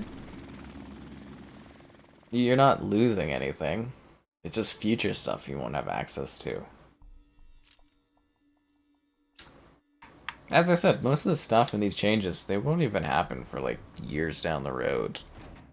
You know, COD is guaranteed for like 10 years, so why does it really matter that much, right? Bum, bum, bum, bum, bum, bum, bum, bum, bum. And again, another mention that like Dead Reckoning from Mission Impossible is freaking awesome. Bum, bum, bum, bum, bum, bum, bum, bum, bum. Yeah, the last of my hype is almost gone, guys. I've only got 23 minutes left in this awesome hell of an awesome day. No yearly Diablo. I'm not saying they will, but you know, that to me that would be like a funny thing that like a corporate person would take out of this, being like, look how much money Diablo makes. Why do we wait so long between releases? We could be cashing in on this. Wow, is Shipment actually gonna get like voted out? Because that is insane to me. Shipment actually got voted out. What kind of sick, twisted world is this? Nah, I'm just kidding. It's kind of funny. Bum, bum, bum, bum, bum. It's not BS at all. That new Mission Impossible was really that good.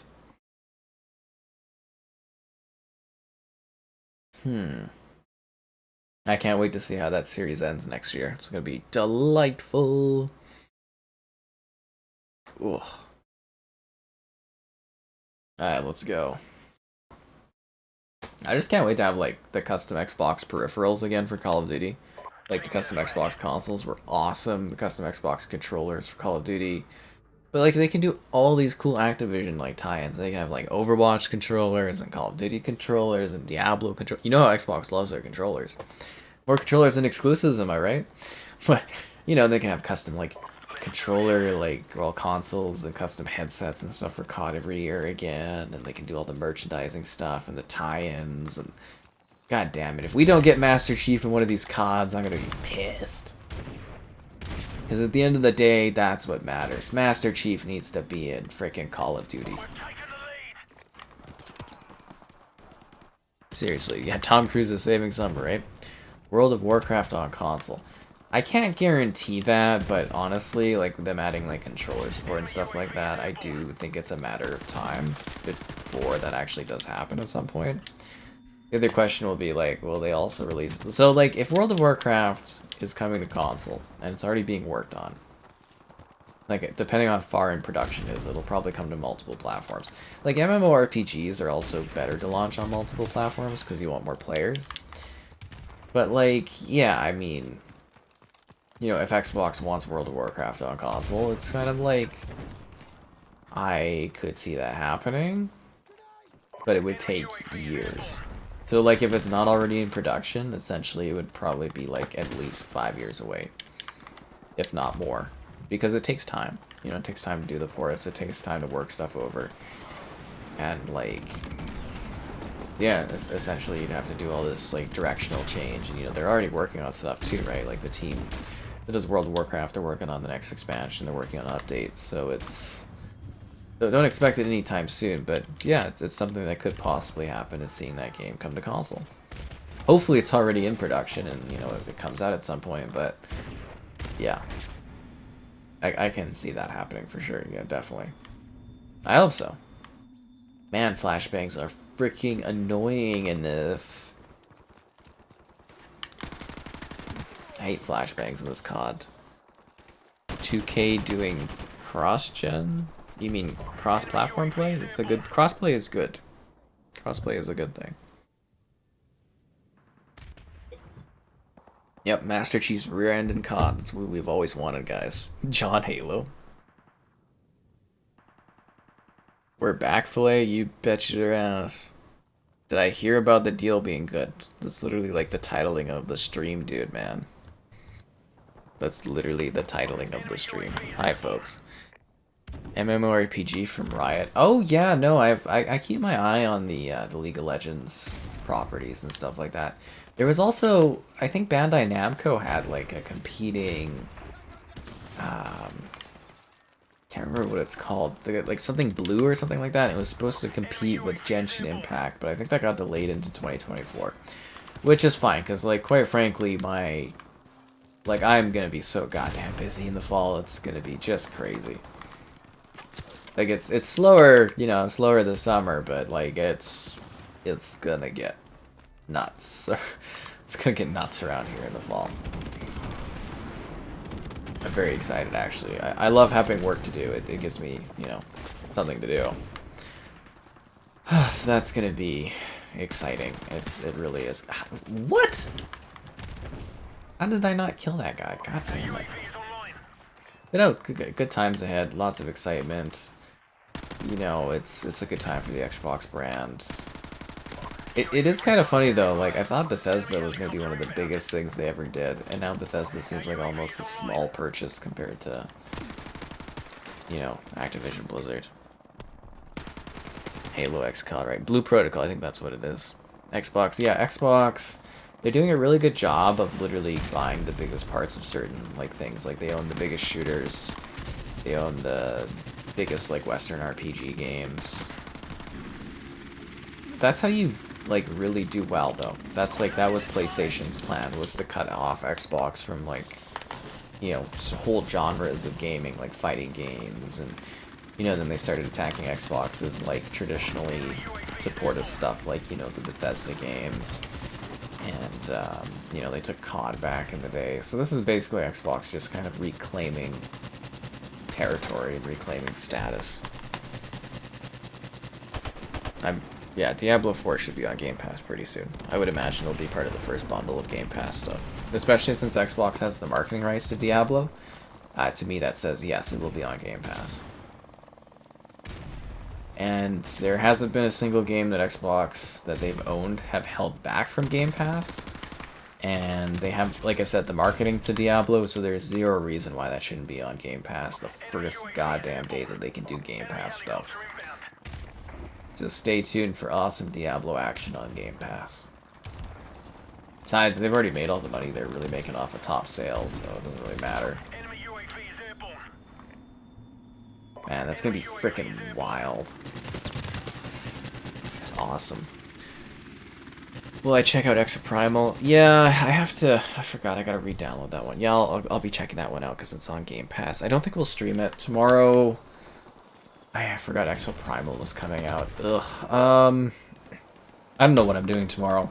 I have a special play session that I can't talk about that you guys will eventually see something cool from. But I have that tomorrow. I gotta go to the gym, and then like Thursday I've got to make. Like I have a really busy week this week, so I'm gonna have to decide. But the plan was to do Modern Warfare 2 Reloaded tomorrow, and then do Halo Master Chief Collection Firefight the night after. But yeah, I forgot Exoprimal's coming out. And that's a new game, so technically it should take priority, so maybe we'll do Exoprimal tomorrow, and then we'll do COD the day after, and then Halo MCC on Friday night, I guess. I'm working through that, but yeah, thanks for reminding me, actually. Zero's not a member anymore? Oh my god. Starfield? How could you forget Starfield? Sega? Well, Sega is like a $5 billion company. Activision Blizzard's like a... Well, actually, they're cheap. Because, like I said, like you would never again have the opportunity to buy Activision Blizzard for how cheap they are. Seriously, like, that'll never happen again. If this deal didn't go through, they would never buy them that cheap. Ever. Nobody would be able to. So it was like a once-in-a-lifetime opportunity. Gears of Halo Duty Infinite Rear Edition. That's funny. Bum, bum, bum, bum. Okay, let's see if I missed anything. Yeah, well, it's a chatter. It's not a secret stream, no. It's a secret event thing I got invited to, so it's good. Early content for me is awesome. Sony has to make another organic acquisition. We're in an age of consolidation. PlayStation will buy companies, Xbox will buy companies, Tencent will buy, like, lots of companies are going to buy companies. Gaming is going to become more and more consolidated. That's just how any matured industry ends up. So yeah, it's going to look a lot different in 10 years, but both sides will buy a lot more companies. It's going to get wild. Very, very wild. Ubisoft, nobody wants to buy Ubisoft. We've talked about this so many times. So, like, Ubisoft has never been more affordable to buy, but Ubisoft doesn't really have, like, they got great IPs, but they have too many employees. They cost too much. So, like, everybody apparently, like, Ubisoft tried to sell themselves off to everyone in the industry, and everyone laughed at them because they have too many employees in too many different places with too many studios spread out across the world. It would be a nightmare to buy Ubisoft. Like, personally, Ubisoft would be a great buy because their IP is incredible and they have a ton of employees. But, like, yeah, they are... I don't think anyone... Like, I don't think PlayStation could afford them in the sense that they couldn't pay for all those employees. It would cost too much. Jeez, yeah. I have some what? Yeah, I always have secrets. There's always stuff I got going on that you guys don't know about. Come on. I'm a very secretive man. But, like, yeah, Sony really couldn't afford Ubisoft because, like, it would cost way too much to pay out. There's, like, 20,000 employees. Like, before the Activision Blizzard purchase, like, you know, Ubisoft is, like, a bigger employee company than, like, Microsoft Game Studios. Or Xbox Game Studios, sorry. So it's, like... They're a tough buy. They've got great IP, but that IP doesn't come out too often, and it's either like a big hit or like a miss. And like, yeah, it would be so cool. Like, actually, it'd be nice if Xbox bought Ubisoft, but I don't think PlayStation will because it just simply would cost them too much to retain all the employees and deal with all that stuff. So Ubisoft is a hard buy for anyone right now. So the other thing was, like, if Ubisoft... Like, Ubisoft is trying to mount a big comeback this year to increase their value. They've got big games. You know, they've got an Assassin's Creed game. They've got the Avatar game. So if that stuff does well, they're going to be fine. But if that stuff doesn't do well, you're probably going to see them start divesting portions of the company away in order to keep themselves afloat because they're having rough times. But that's kind of it. It's just, like, they're too large to buy. It would be... very, very rough. I would put Square Enix as an option now because they divested so much of themselves for PlayStation to pick up, but like Ubisoft, I don't see PlayStation taking on that many employees. And if they did buy Ubisoft, you would see... The thing is, like, if you buy Ubisoft, you have to keep the employees because that's the only way to make those huge-ass games that they do. Otherwise, you're buying them for the IP and you're going to shred what the company is by not keeping the employees, and that's a bigger problem. I'd have to look at the market cap for Ubisoft, but I think it was like only 5 million, so they're pretty cheap actually. Like, they think they're literally worth about as much as like Sega, which is funny. But yeah, it's kind of sad because Ubisoft was like really doing well there for a while. Oh my god, they're down to 3.6 billion euros. That's it. Oh my god. Yeah, their market cap is 3.55 billion. They're down 34% year on year. Ubisoft would be such a cheap purchase. Oh my god. That is like a tantalizing buy. The other thing would be like the government scrutiny around that would be a bit of a pain because they're considered one of the big four, but like they're not really the big four anymore. Dude, that is so cheap. You could buy them for like $8 billion probably, and like you'd get a treasure trove of IP in all of these studios. Oh my god. Wow. I didn't realize they were that cheap now. That's pretty wild, man. But yeah, the issue is the employees in all these different parts of the world and all the jurisdictions and stuff you'd have to go through to make that deal work would be very difficult. But holy, that is affordable. You know what else is affordable? Liking the stream. So, subscribing is great, donations cool. Consider becoming a channel member. Cool perks, emotes, icons, all that great stuff. The longer you're a member, the cooler your emote signs are. There's channel member gifting, the Patreon option, the Discord for stream alerts, chatter, and great times, the Xbox Store affiliate link for your Xbox Store purchases, and the Amazon Store affiliate link as well for anything on Amazon that you're grabbing through the affiliate link to support the content. And we are streaming, like, basically daily, so, you know, if you want fun and action and some of the new games, it's pretty cool here, what can I say? Can PlayStation buy Sega? I mean, theoretically they could, but I don't see how that would necessarily align with their values. So, like, PlayStation is, like, they have very intensive thresholds. Like, PlayStation, they kind of go for, like, more prestige stuff, and right now their big focus is they want live service content. You know, they need games that make them money over time. Like, good single-player stuff, you know, that's great. It sells consoles, blah, blah, blah. But you need reoccurring income, and one thing PlayStation has always struggled with is multiplayer games that last a long time. Look at you, Resistance, Meg, what else have they done that's like big shooter games that never worked out? Resistance, what was the other one? There was Sokka, but there was like another shooter game they had that just kind of vanished entirely. But yeah, so that's the thing, is like, they need live service games to make more money. And buying Sega doesn't do that. So companies buy companies to improve themselves or to add something of value. So buying Sega, I don't see how that benefits PlayStation unless it was a defensive move, but they're not doing defensive moves. Like, PlayStation is part of Sony, and Sony only has X amount of dollars to spend on acquisitions. It's not limitless. You know, they don't have billions and billions of dollars to spend. That money that Sony has is money that needs to be shared across the company for acquisitions. And they've very aggressively been building into, like, anime content and stuff like that. So they can't spend everything on, you know, just buying game companies. Same with, like, Microsoft. You know, they can't spend all of their money buying gaming companies. It's actually a shocker that they were given the okay to buy Activision Blizzard, but it worked out for them, right? Yeah. Skull and Bones. I think that one is... I don't know. I don't know how that's gonna work. The guy who made Sonic got arrested? Yeah, I heard about that. Insider trading stuff. Don't insider trade, kids, unless you're part of the government. But, like, what was the other one? Oh, Skull and Bones. So that one, if you don't know, they're contractually obligated to release that due to a deal with the Singapore government. And, like, apparently that game is just, like...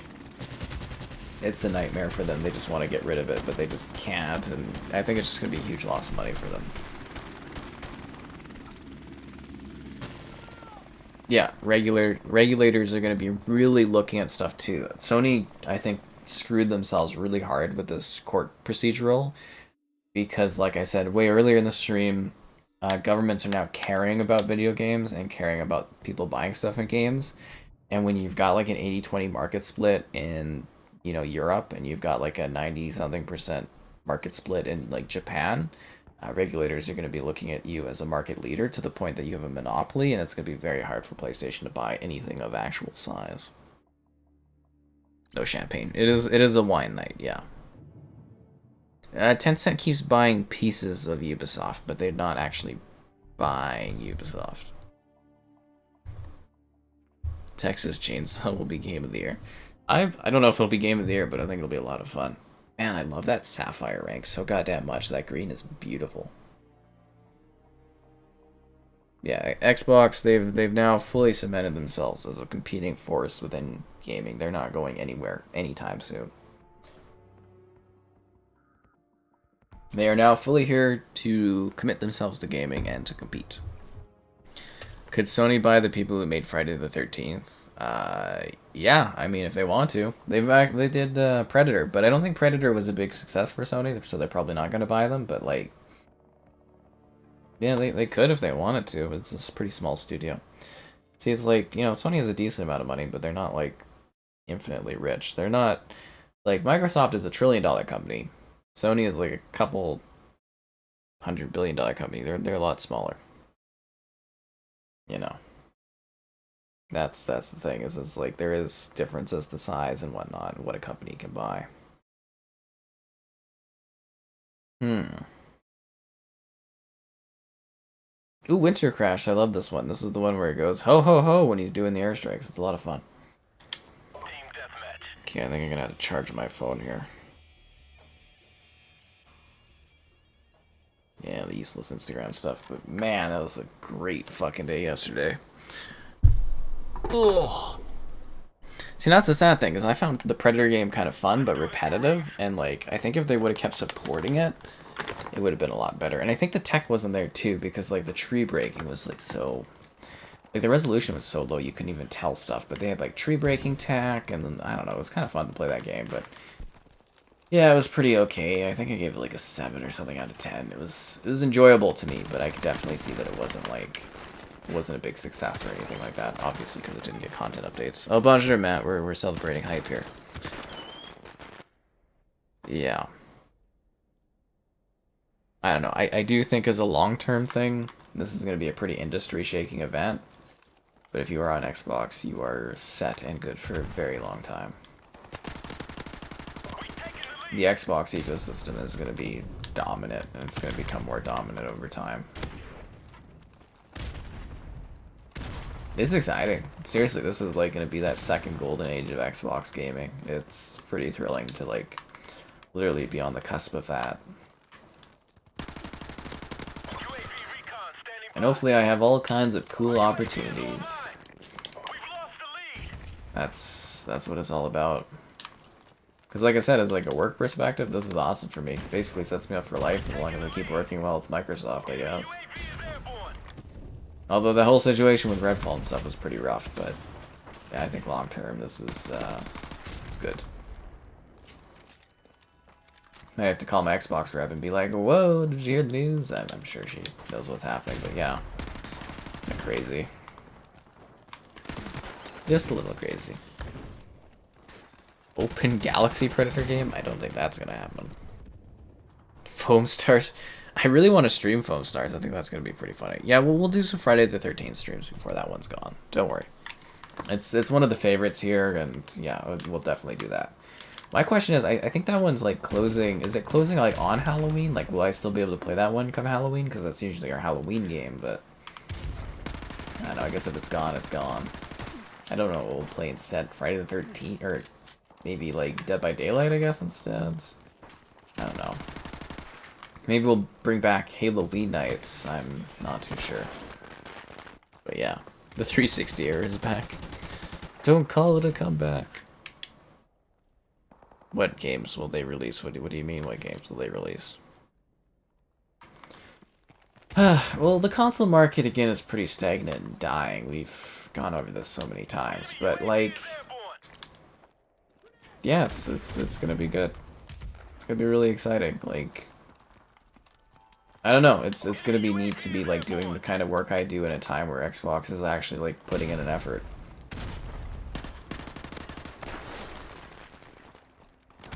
I would definitely say the game droughts are over for the platform. Now, if they could only pick up a couple more cool things like Remedy, would be pretty awesome. I really want them to buy Remedy. Oh god, that would be so cool. Could you imagine having Remedy come home and be part of the brand and like, ugh. God, that'd be sick. I love Remedy.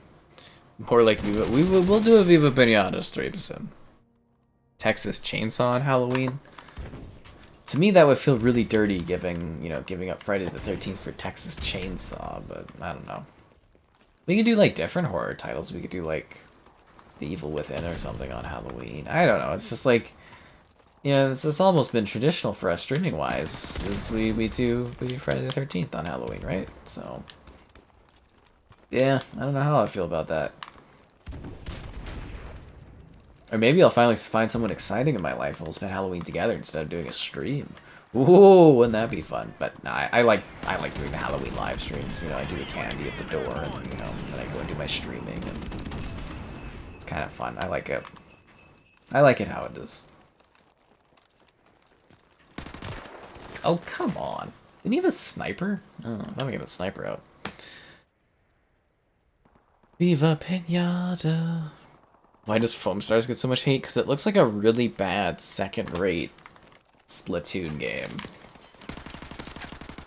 I mean, did you think Foam Stars looked really good? Because I think Foam Stars looked really awful. Like, I mean, I want to do a stream of it, and I want to do a review of it, but, like, I mean, come on, it looked pretty bad, right? Like, you know, objectively, not trying to just, like, hate on it because it's, like, exclusive or anything, but, like, it did look really dumb. Who knows, maybe it'll be great. See, that's the fun part of doing what I do, is, like, you don't know how games are going to turn out. Like, some games you can look at and you're going to be like, yeah, that's going to be a big winner, but, like, occasionally you look at a game and you're like, I don't know about it, and then it's really good. Like that Guardians of the Galaxy game, like so much bad press, so much it didn't look very good, and then I played it and I was like, oh my god, it's like my favorite game of the year. This is incredible. And you know, that is so cool about reviewing stuff, is like checking something out and then being like, oh my god, this is neat, and then sharing it with others and stuff. That's, you know, literally what my like technically job is to find exciting content and share it with people. It's cool, like it really is. I love doing like content curation. Like we're doing the top 10s and stuff, and you know, hopefully it's helping people find some new games and stuff to play, because that's really what it's about at the end of the day, is helping you find something freaking cool to experience and enjoy. So I sit there and play all these different games, is to hopefully like showcase something that someone likes. Whether that's like a classic or something new. God damn it. The Halo guy into COD? Oh yeah, I'll buy that. It's always Christmas. Always. Resident Evil? Yeah, I have been meaning to do some Resident Evil streams. Michael Myers on Halloween. Bum, bum, bum, bum, bum, bum, bum. Man, those movies were so disappointing. Like I loved that first redo of the Halloween movies, and then the second and third one were just like, ugh. And for like quite a while recently, I've been like, do I just like not like movies anymore? Am I just not enjoying things in life? And then today I go and I watch Mission Impossible, and I'm like, nah, it's the movies that are bad. It is. That Indiana Jones movie, I was never so certain of something being horrible and god awful in my life than when I watched Mission Impossible and was like, yeah, no, that Indiana Jones movie was just trash, because that Mission Impossible movie today was fucking awesome. It was exciting and like action-packed, and it was sad, and had levity to it, and it felt like the end of a long journey that's been building for years, and God, that was just a fun frickin' movie, man. God, that was good. Like, Indiana Jones sucked. That movie was terrible. Disney should feel ashamed for how bad that movie was. Harrison Ford should feel bad for saying that was a good movie. Because, God, like, that Mission Impossible movie, that's what movies are supposed to feel like. You're supposed to feel excited, and, like, there's supposed to be tension, and you don't know what's going to happen. You feel like your favorite characters are going to, like, you know, they could die at any point. There's, like, stakes, and there's, like... Yeah, that's how a movie is supposed to feel. It's not supposed to feel like some sad old guy walking around in CGI for 3 hours. Blech. So it's not me, it's the movies that have been bad. I was confirmed that today as Tom Cruise once again saved cinema this summer, but yeah. Wild. God, that movie was good. Seriously, Mission Impossible. Super, super good. Like, you know, if you want to watch an actual good movie, go watch that one. Like, yeah, that's literally how movies are supposed to feel. And it's not like it's like, you know, some crazy Oscar-winning thing, but damn, that was a good movie. And surprising too, man. I was really surprised they did some things in that. I was like, wow. Like, I'm hyped for the sequel next year. The other cool thing was, like, you know how I always complain about movies that, like, don't have, like, their own thing? Like Dune, where Dune is, like, if you don't watch Dune Part 2, Dune 1 feels worthless. Like, Dead Reckoning Part 1 actually told its own story. Like, it had a full story, but yet I'm still excited about what comes next and concludes everything. But, yeah, Dead Reckoning actually feels like its own compressed story. It was awesome. Maybe I should go watch it again, actually. It was really good. Really, really good. Very excited. Majority of the general audience liked Indiana Jones. What general audience? Nobody watched it. Indiana Jones is one of the biggest box office bombs of all fucking time, man. You can say people liked it, but then I can be like, what audience? Because no one watched it. It wouldn't be a box office bomb if people wouldn't watch the movie, right? Sorry. Can't have been that good of anyone. Can't have been that good or that of interest if people didn't go out and actually see it in the theater. Toy Soldier is a lot of fun. What is my favorite Mission Impossible? Probably Fallout. Very, very good. Fallout was awesome. I really like Fallout. Don't worry, I'm not spoiling Mission Impossible for you guys. The Lord of the Rings movies? Oh yeah, Return of the King was like heavenly. Winter Crash, I love Winter Crash. Friday the 13th ends on the 31st of December. Well, we get to do it for Halloween then, right? That's good. But yeah, I definitely buy like a pack for like Call of Duty that adds like the Halo guy voice. And that's what we were talking about last night too, is like they need to do more integrations and crossovers. Like it'd be so cool to be playing like Call of Duty and shooting people and it's like double kill, triple kill, overkill, kill-tacular, killing spree. Like I'd pay money for that. I'd pay money for that.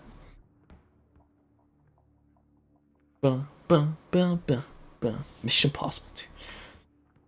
That's the John Woo Mission Impossible with like the birds and stuff. The score is high for it, yeah, but that's the thing is like barely anyone actually went and watched it because it's literally one of the biggest box office bombs of all time. Like it's just factual. The budget was too high for it. And the audience score, it depends on the website you go on for audience scores. But yeah, no, I hated that movie. It felt like episode 9. And I really like the original Indiana Jones movies. I'll have to rewatch Crystal Skull, because maybe I was too hard on it. But yeah, Dial of Destiny, I freaking hated that movie. I hated that film. Fallout. Yeah, I'm hoping there's a new Fallout soon. Again, I'm not expecting new Fallout to like 2030 something, but the sooner the better would be nice for Fallout, because I love Fallout so much. We'll be doing the Atlantic City DLC for Fallout 76. I'll drag Kevin along for that one. Wolong. Bum bum bum bum bum. Call of Duty Mobile. Yeah, apparently they're sunsetting COD Mobile and they're gonna just replace it by Call of Duty Warzone Mobile, which will be interesting. But yeah, Call of Duty Mobile is successful because it just takes all of the most popular maps from like older COD games and sticks them together in a cohesive, easygoing multiplayer experience. I wanted to do a Call of Duty Mobile stream for quite a while, but we never... I was going to do it when Windows 11 added Android support baked into Windows, but they never did that. So, yeah, and I also never upgraded to Windows 11, because I don't really care about it. Somehow I have, like, literally the most powerful PC combination in, like, the world, and my PC still isn't, like, Windows 11 compatible, so I don't understand how that is possible, but, you know, I guess... Yeah, I guess I should, like, get good and somehow buy better PC specs than, like, the highest PC specs that exist currently for consumers, but... Yeah. I don't know. I think Microsoft with Windows 12 will fix a lot of the issues that they set up for themselves, and, yeah, we'll have to wait and see. Maybe Windows 12 will be the jump I make, I don't know. UAV recon is standing by.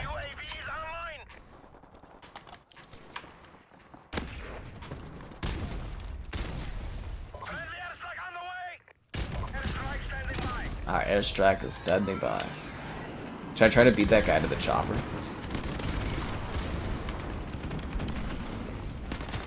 Ah! That didn't work out for me. Bum, bum, bum, bum, bum, bum, bum, bum. I just feel such a like hype for yesterday. Yesterday was like literally I think the best day I've ever had. It was so amazing. I literally felt like I couldn't lose. It was an incredible feeling like the whole day through. It was an insufferable cycle of excitement. I should never have that level of high confidence. It's just too much. It shouldn't even be acceptable for myself.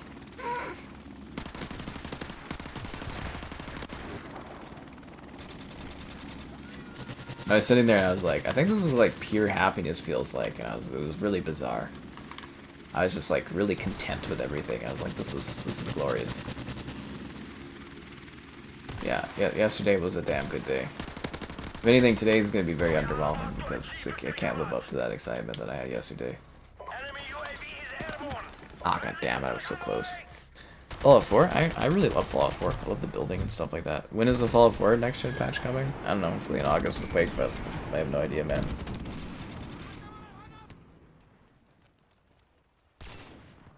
Bum, bum, bum, bum, bum, bum, bum, bum. I don't know, I love the shelter building. I really enjoyed Fallout 4. I had a really, really good time with it. The new one is ranked number 1 and Fallout's ranked number 2. I can see that. Like I said, Dead Reckoning was really, really good, but Fallout for me just has like, I don't know, the stunts and stuff are crazier. We'll see when I go and I do my like review rating of it. I still need to decompress everything, but you know what? It's totally fair that some people would like Dead Reckoning even more than Fallout. I could totally see that. Like it was seriously, it was a great movie. Like it was awesome. I loved it.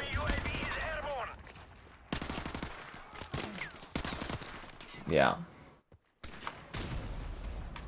I was actually genuinely surprised. Like I don't know how the Mission Impossible movies seem to like get better. Like so many franchises seem to decay, but and they nail those films. I don't know how they do it. I think they just focus on like being a good movie and not trying to like push anything or shove anything. They're just good films with good stories and good characters that you care about. And they have depth and excitement to them.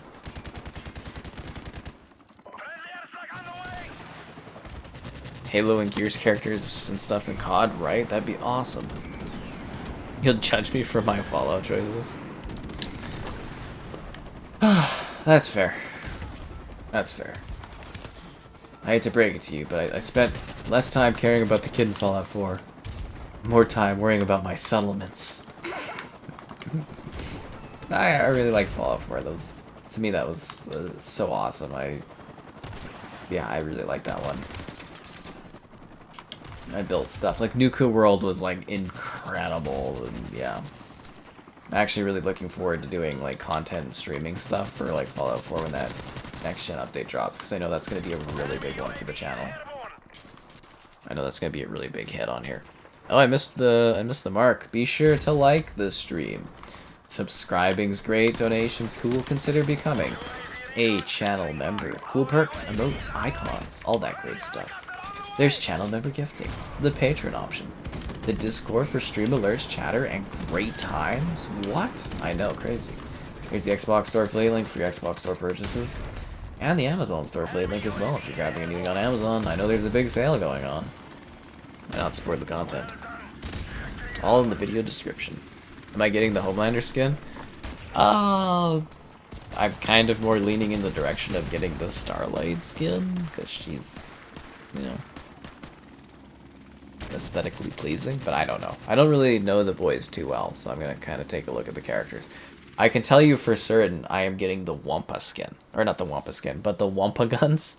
You know, that shoot the Wampa fruit with a Crash Bandicoot tie-in. I am for certain going to get that, so yeah. And then I'll pick a character afterwards. I don't know who I'll end up with. It'll be that Homelander dude or the lady dude or the lady gal, but I don't know who yet. Or maybe the cat people. Would I rather have Starfield? I'd rather have Starfield. Starfield looks like the goddamn space game of my dreams. I don't know if you guys watched the co-stream of me doing the Xbox conference, but like I was losing my mind on Starfield. That literally looks like the goddamn game of my dreams. Yeah. Did I drink the Coke Kraken? No, tonight's a wine night. I brought out the fancy wine, the shipwreck bottle wine. Wasteland. Yeah, Wasteland's a really good series. You know what I realized? I did the first what was it? I did the first Pillars of Eternity game on Series X, but I never did the second one. So I've got that downloaded. And I'm gonna do a video for that. Stranger of Paradise as well. And I'm working on like a top 10 Game Pass optimized games list today. I did co-op games. So yeah, yeah, working on stuff.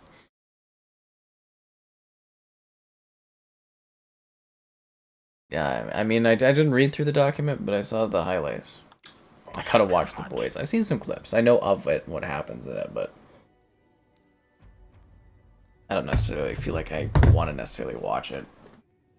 I don't know. It's cool. I've heard it's great, but like, yeah, I don't know. So much other stuff going on. But if I do get free time and I feel like watching something, you know, maybe I'll go watch it.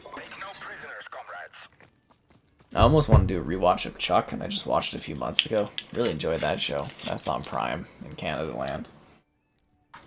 If you guys haven't watched Chuck, it's actually pretty cool. It's a nice time capsule of like the 360 era. Some good looking nostalgia in that. And it's actually a pretty good show with a great romance. Good times. Peaceful times. Yeah. Oh god, what a crazy day yesterday was. Seriously, like just like literally, I think like maybe the best day I've ever had. It was just spectacular. It was like a literal can't lose day. Like everything went my way. Which I'm sure the fall of having bad days in a row will be coming up, but no, that was a good day. Can't complain. Not worth it. Just that's funny. See, this guy's saying I shouldn't watch The Boys. Nah, anyways. If I end up watching it, I'll end up watching it, and if I don't, I don't. It is what it is. I watch a lot less TV and stuff since I stopped working with Netflix there. Which again was Netflix's deciding, not mine. I did cover hundreds of Netflix shows. Oh, he's on the second level, okay. Yeah, I do miss all the Netflix coverage. Those were good times. It's becoming increasingly harder for me to find things that like fill my time. Because like everything I enjoy is like wrapping up. It's weird. It's like a big transitional period in my life where like a lot of things are like ending or changing, and it's I don't know if it's exciting or scary or what it is, but it's fascinating. You gotta steer into the swerves and not try to fight them, essentially, but yeah. Wild times. Sneaky Pete? Oh my god, I've seen that thing.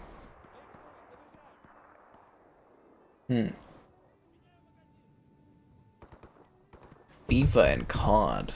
Or not, sorry, FIFA and GTA. FIFA isn't a thing anymore, it's EA Sports FC. I wonder how that's gonna impact the, you know, the reviews and stuff. I'm gonna have to include FIFA in the title somewhere on the video, I guess.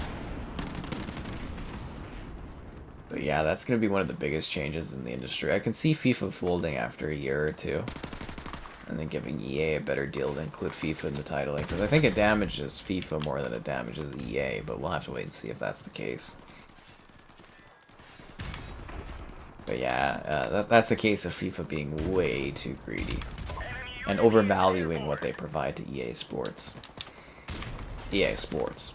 It's in the game. Except for FIFA because, you know, they got greedy. Never get too greedy. That was a weird glitch.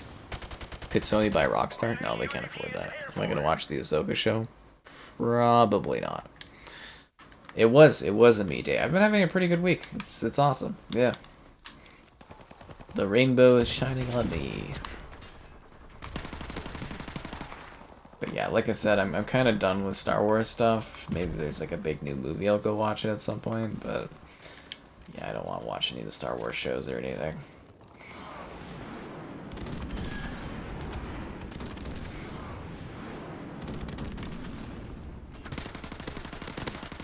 Hell, I don't even do like the screenings of Disney stuff for their shows these days. It's just like not of interest.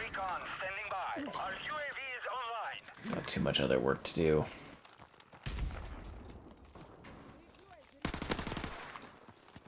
Our UAV is online. I'm kind of just really killing time until the fall season starts. It's gonna be some crazy work going on here.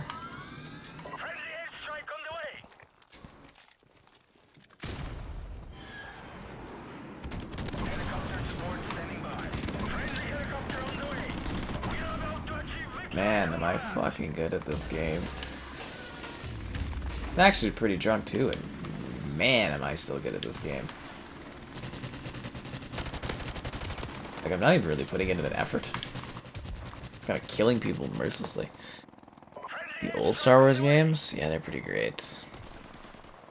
It's the name? Yeah, it's just the name. So EA, if you're not familiar with that, so EA, when they make a FIFA game, they actually have to license everything by themselves. So like the players, the teams, the leagues, EA has to do all of that. So all FIFA provides is the name FIFA. That's it. And the FIFA World Cup. Because, you know, they run that. But like literally that's all. And they want, not just, I think they wanted like $1 billion for new FIFA games just for literally giving the name FIFA. If that doesn't show a corrupt company, I don't know what does. And EA sat there and they're like, well, you don't deal with any of the teams. You don't do any of that stuff. Why should we give you $1 billion for your name? Which a lot of people think is like, you know, corrupt and kind of worthless. So, yeah, I think FIFA's going to cave and give them a really, really good deal at some point. And EA might actually just say no because, like, you know, why pay that much for a name, right? Like, it's not worth it. That's a case of the company getting way too greedy for them offering nothing. Yeah, if anything, they should have tried to steep it up over years instead of just jumping that much. But yeah, they were dumb. Very, very dumb. Pro editions? Mid-gen? I think they'll be mid-gen refreshes. I hope so, because I'm out of games to do videos on. So yeah, I do need mid-gen refreshes.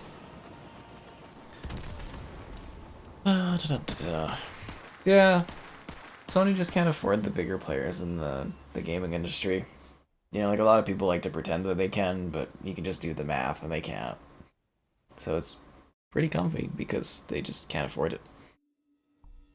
I only throw strikes. Fuck.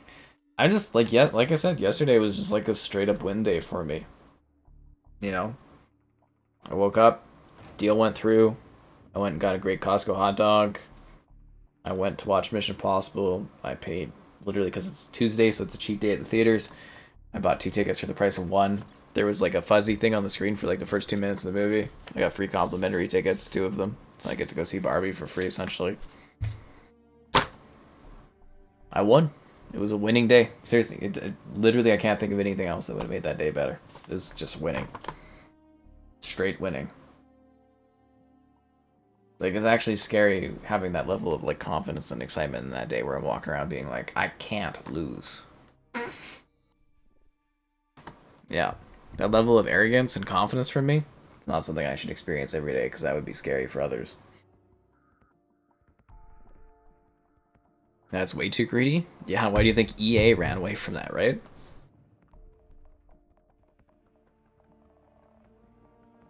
So anyways, yeah, good times.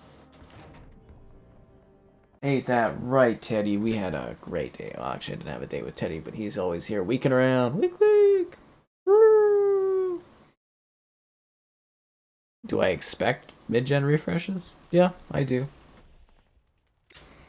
So, I mean, if PlayStation's doing a mid-gen refresh, you bet your ass Xbox is going to. Just kind of going off of it. So, like, the rumor said that there would be a PS5 Slim. And, like, traditionally, there is always a Slim PlayStation model.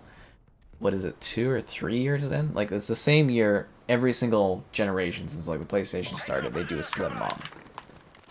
And the rumor said that, like, a PS5 Slim was coming out this year. And then the court documents of Xbox against the FTC said Xbox is saying that PlayStation is readying a cheaper Slim model that's coming out this year. Which means it's real. Because, I mean, you know, they're going to send that to the court case, and that's going to be factual information. So if that's factual, that means it's very likely the leak that had that right that said a Slim is coming is also right about the PS5 Pro coming out in 2024. And if a PS5 Pro is coming out, you bet your fucking ass that Xbox is going to answer and have a mid-gen refresh as well. They're not going to, like, lose the power edge, because that would be dumb. That would be insanely dumb. So yeah, I'm expecting a mid-gen refresh in 2024. I'm also expecting a next-gen console for Nintendo in 2024. Will I be right? I don't know. But I do get some stuff right here or there. I'd like to think that I'm pretty accurate and good at my job, but, you know, I don't know the future. And, yeah, we'll have to wait and see, but that's kind of what I'm banking on. And again, it would be good for business if there's a mid-gen refresh, because I'm out of games to do videos on.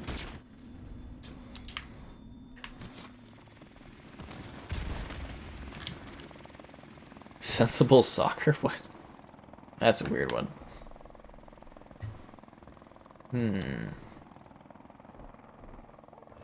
Anyways, yeah.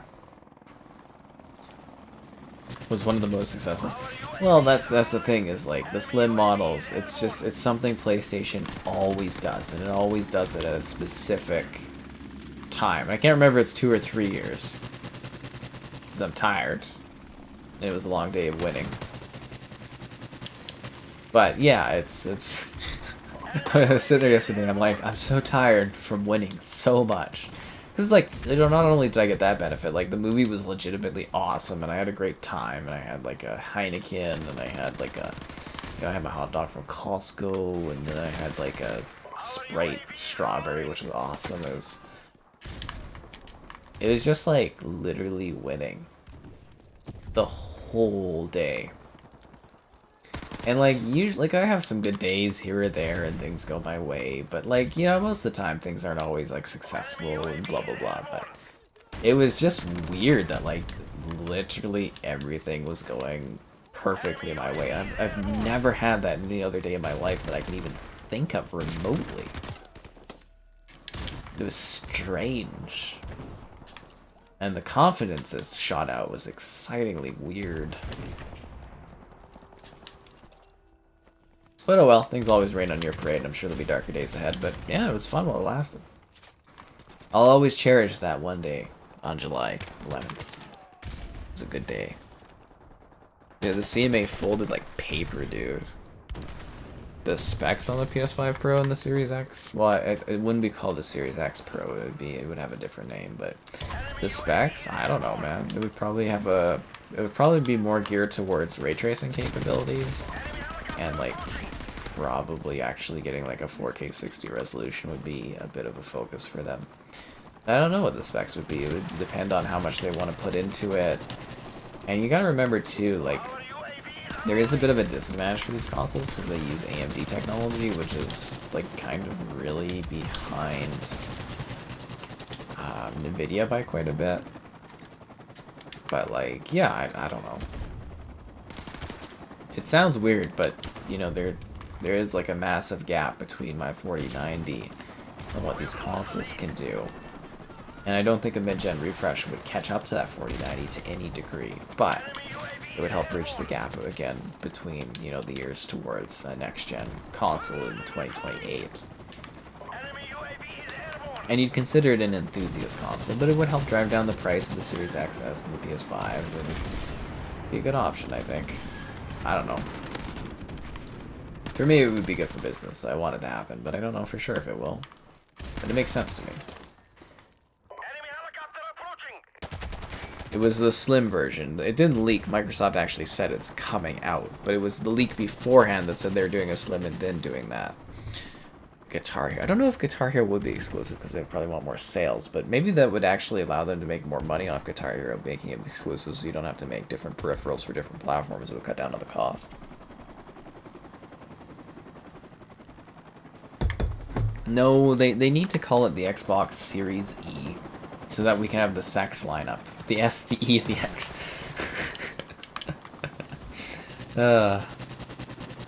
That's what they need to do, is they need to call it the Elite or something, and then, yeah, we can have it as the Xbox Series E, and then we can have the S, the E, and the X. And hopefully we can also have your likes on the stream. What? I know, crazy. Subscribing's great, donations cool, consider becoming A channel member. Cool perks, emotes, icons. It's like $1 to join. Why not become a channel member? There's channel member gifting, the patron option, the Discord for stream alerts, chatter, and great times, the Xbox Store affiliate link for Xbox Store purchases, and the Amazon Store affiliate link too. Will a 3080 run GTA 6? Probably.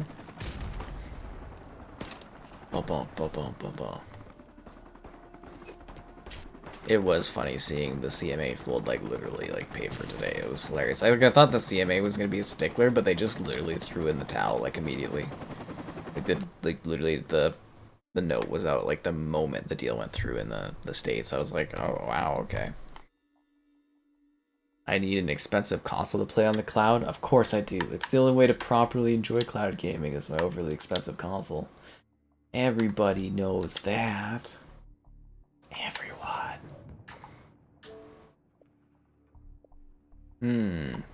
Kevin's on DayZ. We could have had him join our exciting night. He's not even in a party with people? Oh, that's weird.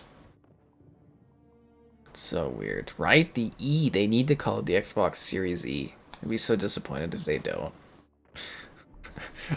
I want to get it to review, and I want to be the first person that has the Xbox Sex. The Xbox Series X, where it's the S, the E, and the X together in a row. I think would be fucking hilarious. I'll bring them outside. It'll be really funny. We'll have them all like lined up. Yeah. Wouldn't that be funny? FTC. There has never been a successful appeal or even an appeal against like not getting an injunction granted in like the history of the FTC, so they would have to like break all the rules to make it happen. So no, there's not going to be anything. And even if they appeal, they're not going to win. It's like a joke. I'm not even entertaining the concept because it's over. It's done, man. They're buying Activision. It's over. Seriously. No, it's done. This is it. It's done. It's decided. And I know everybody's like, there's buts or ifs, but no, it's finished. As far as I'm aware, I'm done hearing about the deal. I'm done thinking about any of the what ifs or blah blah blah. As far as I'm aware, in the great lands of Canada land, the deal is finished. It closes on Monday. It's over. Sure, there might be other court stuff, but I could care less because it's finished. This deal is done. It's sold. Xbox owns Call of Duty. The game that grew from a quaint enjoyment of warfare of my childhood into one of the biggest franchises of all time. The rare earth metal akin to like lithium. Call of Duty is gaming, and now Xbox owns it. Keep in mind, guys, the Bandicoot's running with a new crew, and that's the Xbox crew. If you enjoyed childhood favorites such as Spyro or Crash Bandicoot, Xbox has taken your childhood mascots. They're owned now by Microsoft. It's a good time. If you're not enjoying the wine or the fancy champagne, I should have bought a champagne bottle of Papa. Yeah. Like, literally, you know, I closed off all the... It's because, like, I've been monitoring the deal on all these different, like, forums and tabs and stuff. I closed them all today. As far as I'm aware, this deal is done. And I'm sure we'll have people being like, no, it's finished as far as I'm aware. It's done. It's over. I don't foresee a world where anything changes, and I don't accept a world where anywhere changes. It's done. It's over. We're finished. This deal is concluded. The Xbox sex bomb, oh my god. The Starfield performance test on the Series X, oh my god, could you imagine having that in the title and being like, no, YouTube, it doesn't stand for that. It stands for the whole lineup. The CMA, they didn't agree to the deal. Okay, so, did you miss it, Stu? Okay, so, like, Xbox announced that, like, the FTC lost. And basically, at the same time, they announced that the CMA and Microsoft have entered an agreement where they are going to come to terms. Apparently, there's going to be a divestiture of properties or something. So if you are living in the UK, you're not going to get the full scope of the Activision Blizzard deal because you voted these dumbasses in. So, sucks to suck. You're gonna miss out on something. I don't know what you're gonna miss out on. You're gonna miss out on something because you live in the UK, and you should have lived in another country, I guess. But you're gonna miss out on something. I don't know what yet, but something. But you know what? That doesn't impact me, so I'm tired of thinking of other places and other people and all that stuff. So I don't really care. But yeah, in the UK, the deal is the CMA basically was like, we give, we yield. Give us something that makes us look cool, and they're like, okay, so there's gonna be, I don't know, some kind of divestiture apparently. But like I said, don't live in the UK. Could care less about what the British are doing, so it sucks to suck. And it's your own fault for voting these people in. So, you know, whatever, don't care. But yeah, that's what's happening in the UK, so I'm glad I could catch you up on that one. So again, I did put out my predictions on this. I did do a tweet of it, so I'm accurate on it. I'm saying that the new Nintendo console gets announced in October, and it comes out in, like, March, April, like, I'm pretty sure it's going to be March 2024. And then at the end of next year, we're going to see the release of the mid-gen refreshes, the PS5 Pro and the Xbox Series. We're calling it the E for now, because, I mean, if they don't call it an E, I'm going to be very disappointed with Microsoft. I mean, I'll accept it, but, you know. To that, yeah, that's currently my predictions, is a mid-gen refresh for next year. And a new Nintendo console. Yeah, so there you go. You're British. I'm sorry, guys. But yeah, I'm brutal and hilarious. That's just how it is. You shouldn't have voted for them. You guys should have got good as a country. I'm sorry. You're democratic. You chose this government. I didn't choose your government. You should have lived in a free land like Canada. No, just kidding. I don't know. It's seriously, you're gonna have to wait and see, but from what I've heard, it's gonna be some kind of divestiture, and I don't know what that's gonna include. I don't know if it's only gonna be cloud. I have no idea. It's currently just rumors, but literally straight up though, like the CMA and like Microsoft put out a joint statement that they're literally they're gonna skip the trial and they're gonna be making an agreement of some sort. And I don't know what that agreement is, but from what I understand, it's supposed to be like some kind of divestiture. And I don't know what that means, but it will only impact the UK and the UK only. So I have no idea outside of that. I wish I had more details, but that's it. God damn it, this ladder is so ridiculous, dude. Why is that ladder so hard? You think it'll be called the Xbox Series Elite? I hope it is. Getting good as a country. See, I always hit the best spots here. It's hilarious here. The new the new Xbox would be more powerful than the old Xbox because that's the whole point of putting out new consoles. The British always lose.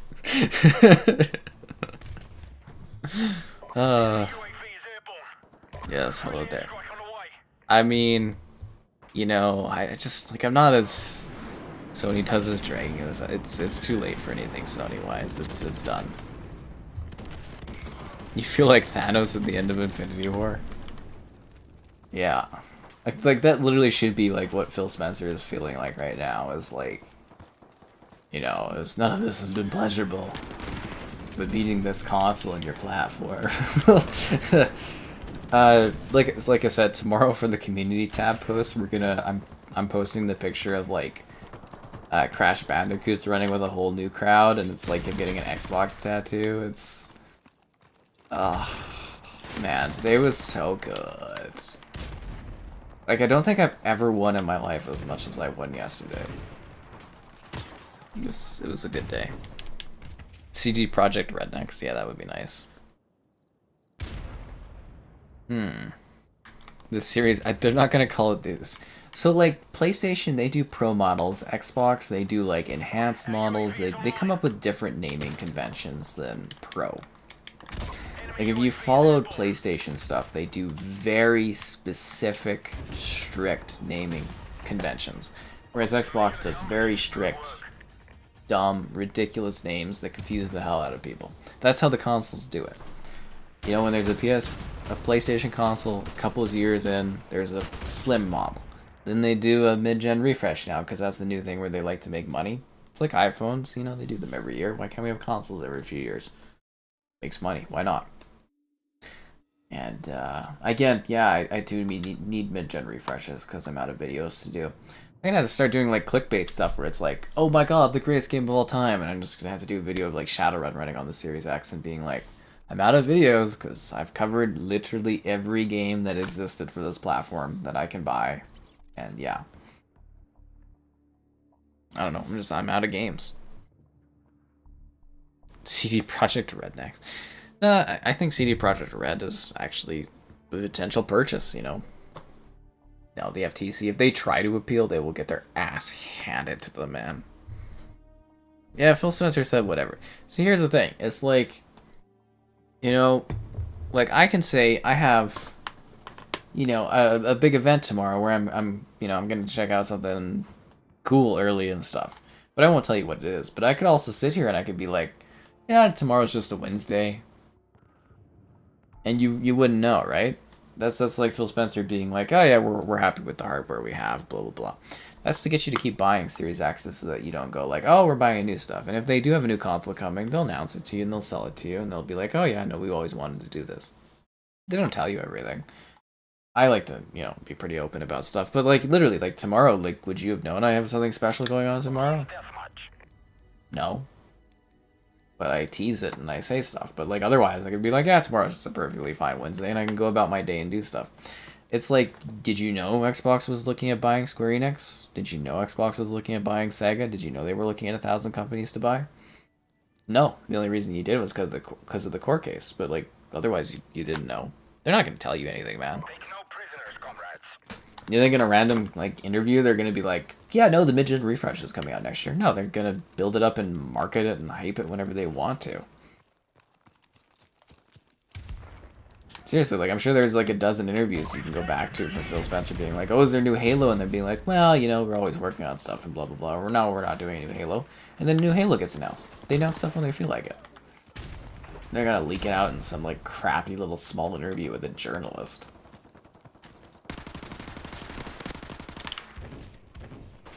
So there you have it. I don't know, but if there's a PS5 Pro, Xbox will answer. They're not gonna sit back and be like, PlayStation can have the power edge. Because I said that earlier when before the Series X was launching, like Xbox will never, ever give up the power edge in console gaming again. Never.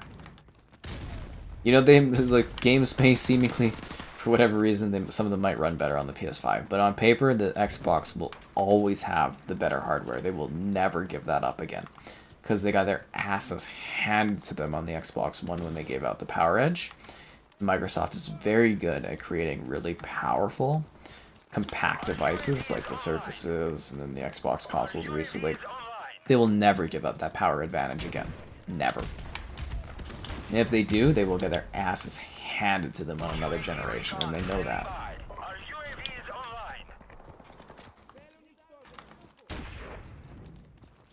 Ba ba ba ba ba ba.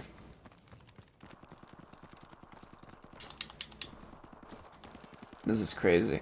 You get to a certain point of drinking, and it's kind of like things are quiet. It's very intriguing, but yeah, I'm still doing very well in this game, which is awesome. Airstrike. On the way. Double kill? Helicopter standing by. Who will Microsoft acquire next? Small studios. They will be very small studios, but they will acquire stuff. You might see something like Remedy, you might see something like, you know, small studios will be what they will acquire. Personally, I think they're going to buy supporting studios once the deal's done. So I'm thinking like we'll see new acquisitions probably like a couple or a few months later. I'm wondering if they're going to do something like XO again. Like if you guys don't know, they usually do XO in like November. I think it's like November. So I think they might bring that back and maybe announce some acquisitions. But I could see them buying something like Remedy, buying something like Asobo, or buying something like, you know, certain affinity supporting studios. Supporting studios are very important, and they're becoming harder and harder to acquire because other companies are gobbling them up.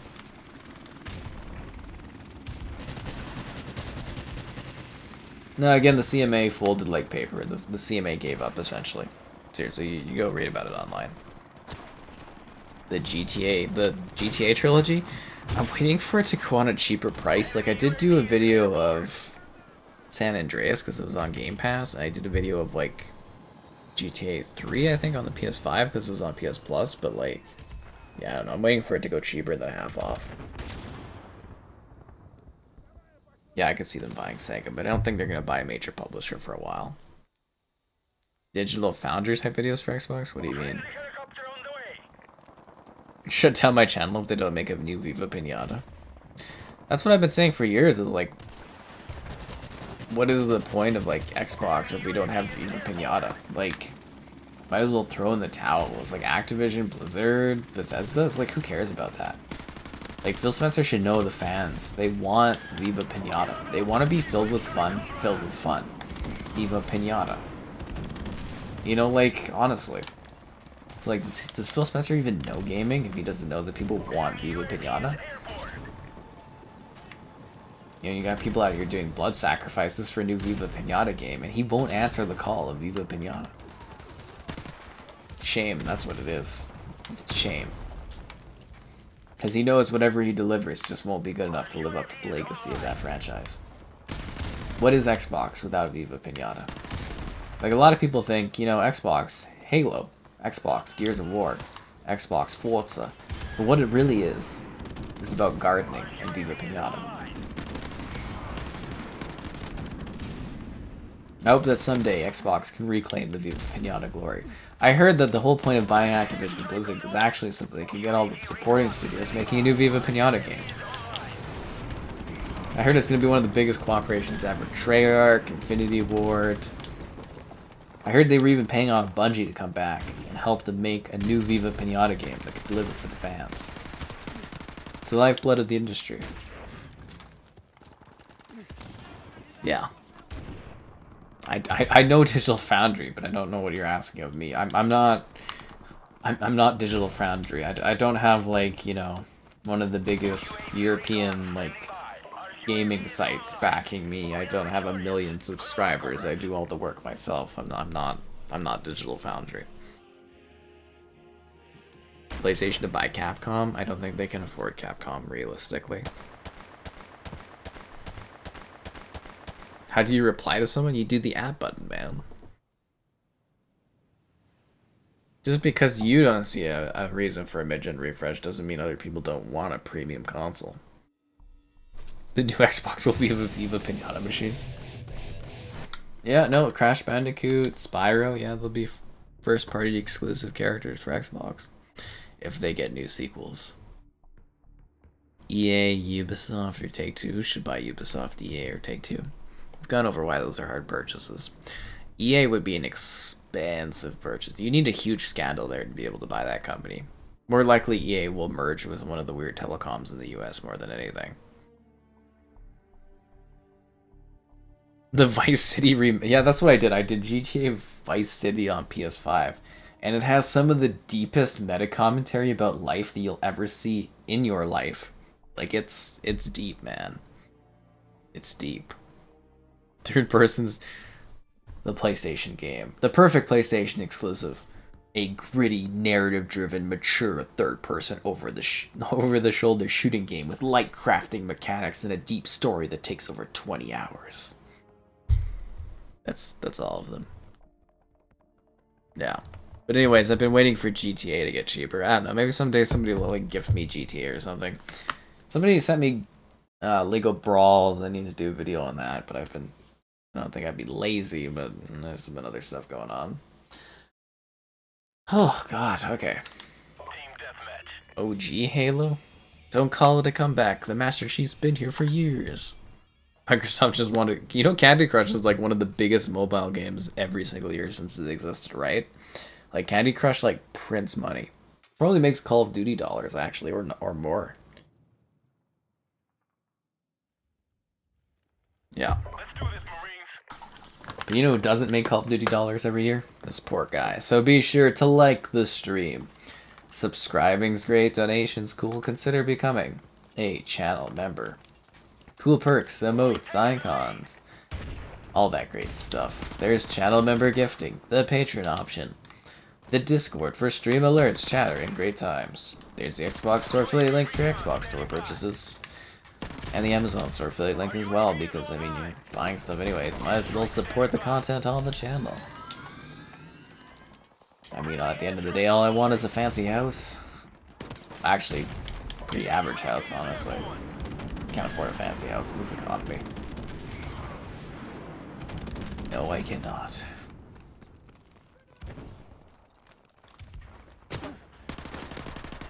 God damn it. I was sitting there being like, you know, if I do get a house, I'm not even going to be able to afford furniture. I'm going to be stuck with my creeper chair. It's going to be me in the creeper chair and like a desk, and then that's it. Empty rooms, can't even furnish them. We lost the lead, god damn it.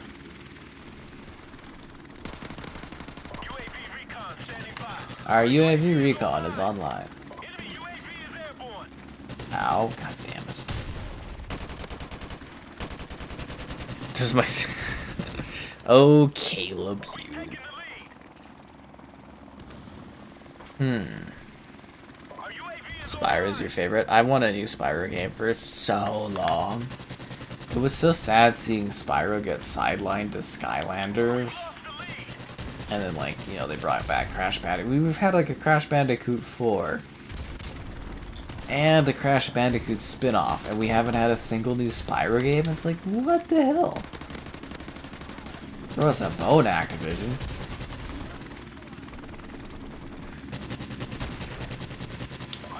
Actually, you know who probably had like an even better day than I did the other day was that Kodak guy, because he gets like $400 million from the sale going through. You know, I get like probably like $5 for doing this stream. But that Kodak guy gets $408 million US. That's pretty crazy in Canada dollars. You could buy a lot of Canada with that.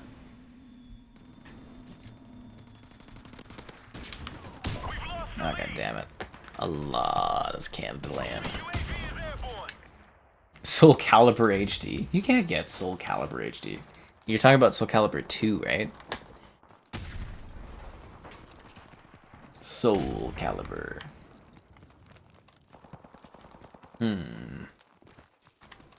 The tale of old time, or as old as time. The battle for the Soul Blade. Soul Calibur. You can't even buy those anymore. They're like, they're gone. Soul Calibur 2 is like such an incredible experience.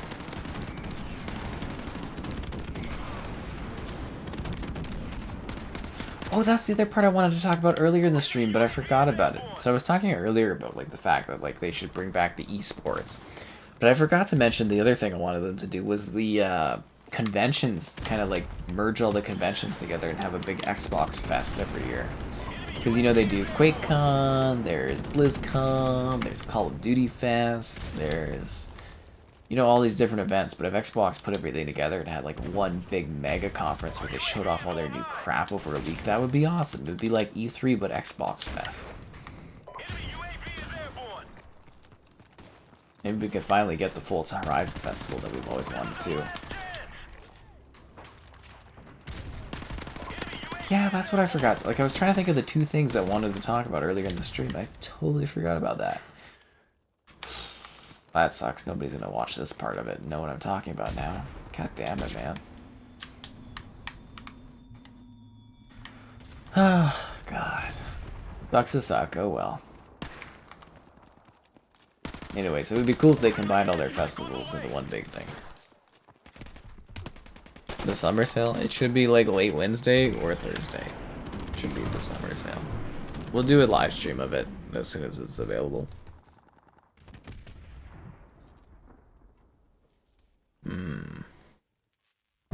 EA Sports 24. You mean FC Sports 24, right? Is it FC EA Sports or FC Sports 24?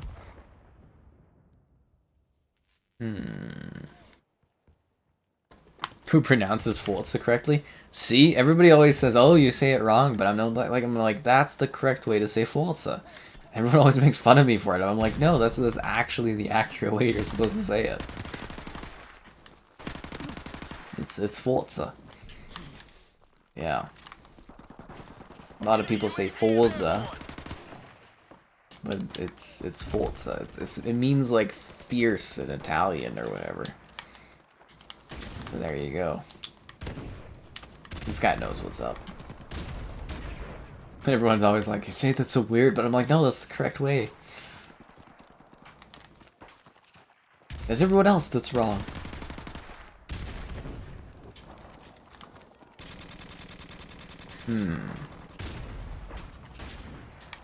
The question is, Viva Pinata, filled with fun. Filled with fun. When's the last Spyro that got released? Oh god, like, not including the Skylander stuff? Or like what? Like, I'm assuming if you're talking about Spyro, you can't include remasters, remakes, or like Skylanders. So it's been a long time since there was anything new for Spyro. I don't even have my phone on me, it's getting recharged. Oh, 89%? Oh my god, that's not even that much battery. God, let me look this up. Spyro games. It rolls off the tongue better than Forza. Like, Forza sounds cool. It sounds foreign and exciting. Forza just sounds kind of boring and lame. Doesn't sound cool. Let's look. Spyro games. Okay. The last new Spyro game was in 2008. Dawn of the Dragon. So there hasn't been a new Spyro game in 15 years. So there you go. Spyro has been gone a very, very long time. A very long time. Poor Spyro. Friendly little fun fire dragon. Oh, Barry liked my tweet. Haven't seen him on the stream in a while. Yep. Anything exciting going on Twitter? Nah, just people talking about Indiana Jones. Special message from Harrison Ford talking about how much his movie bombed. Oh, Bog again? Why do we keep getting Bog? Does anybody like Bog? I don't like Bog. Anyways, I'm gonna put my phone back on to charge. Oh, jeez. Spyro fans and Elder Scroll fans? Yeah. I don't know, like, it's been so long for Spyro, right? Like, that is 15 years? That's like over half my life. There hasn't been a new Spyro game. Oh god, that's depressing. Let's do this, Marines. Everyone's like, oh, we need a new Crash Bandicoot. I'm like, you just had a new Crash Bandicoot. Really does kind of show that platformers are a bit dead, but I think if platformers came back with like lower budgets and weren't like crazily ambitious, there's room for like profit there, or for Game Pass value, I think. So I'm hoping Toys for Bob goes nuts and makes all these platformer games. Bring back Banjo-Kazooie! Or Conquer. I'd love to have one new Conquer game before I die. I'm not talking about the like weird augmented reality HoloLens young Conquer. I want like a new Conquer game that's like he's a drunk and he's sad and he's funny. That's what I want. At least one Conquer game before I die would be awesome. And like one more good Halo game would be sick. Like seriously, just like one more good Halo game. Just one. Just only one. Threads? Yeah, I'm on Threads, but it's kind of worthless. Yeah. You're a big Bog fan? I really don't like this map. It's like, it's dark, it's hard to see things, it's really awkward because it's like really open, and I think Beach Bog actually improves the map a lot, but like, yeah, no, I've always disliked Bog. It's so awkward.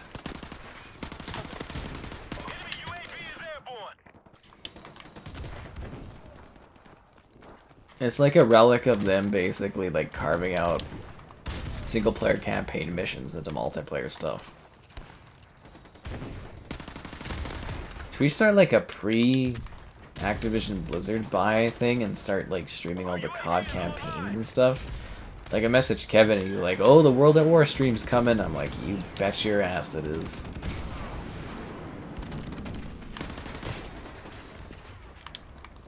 Yeah.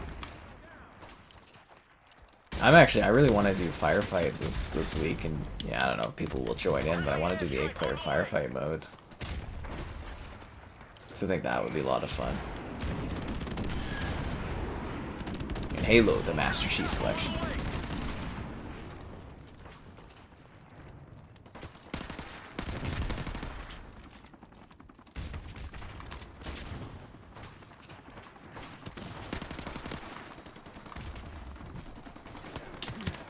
Oh, god damn it. Oh, da-da-da-da.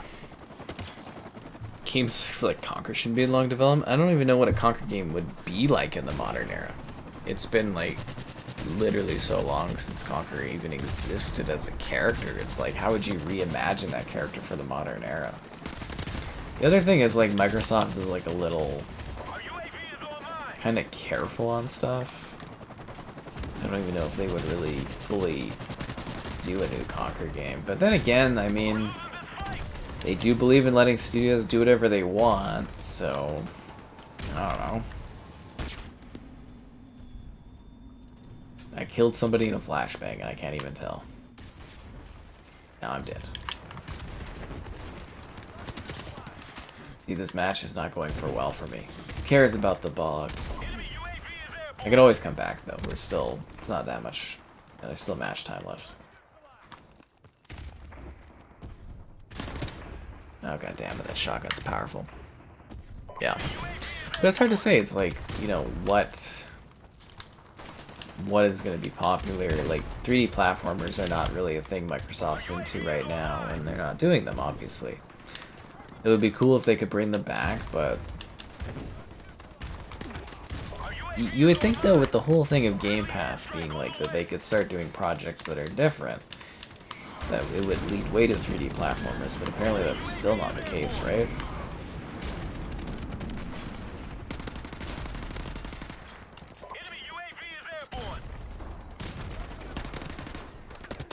I don't know. We'll have to wait and see what happens.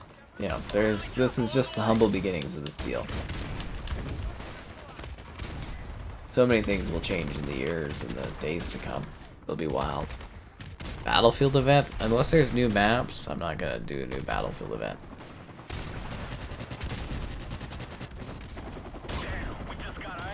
It was originally named Survival. Makes sense. Makes sense. Yeah, that new MCC update was like a treasure trove of like lost hidden secrets and excitement.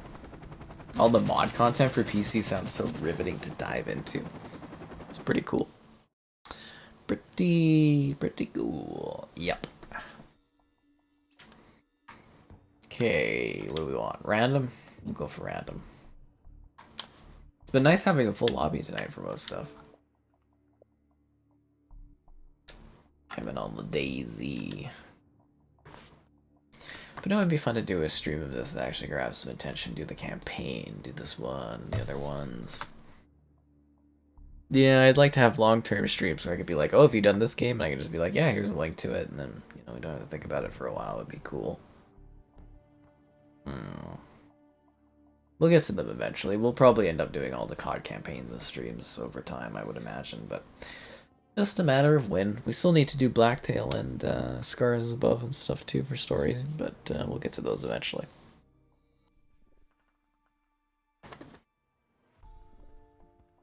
Yeah, I can't believe I actually still have wine left. Freaking hell, man. Not even that late in the night. Still got a bit to go, I think. Although if I ended the stream at this point, I feel like I've basically covered everything I wanted to anyways, but I don't know. It's fun to sit here and shoot things and play stuff and have fun. Although I think most of the comments and stuff we've gone through as well, but it's been a great event, guys. Oh, the Halo 2 Graph Hammer stuff? Because that was like that was the Halo Vista map, right? Was the soccer field? It was like a test level. Really cool. Oh, GTA. I don't really get, like, people really seem to enjoy when I do Grand Theft Auto streams. I don't really get it. Like, apparently they're pretty entertaining and stuff. Like, we did GTA a few days ago. People really liked it, but I'm like, I don't like we spent an hour and a half of it sitting there playing roulette and blackjack, and I was just like, yeah, I don't really understand the intrigue people have for me playing that. I don't really get it.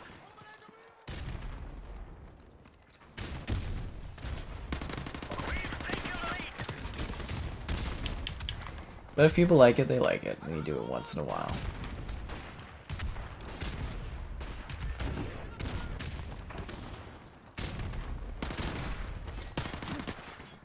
Hmm.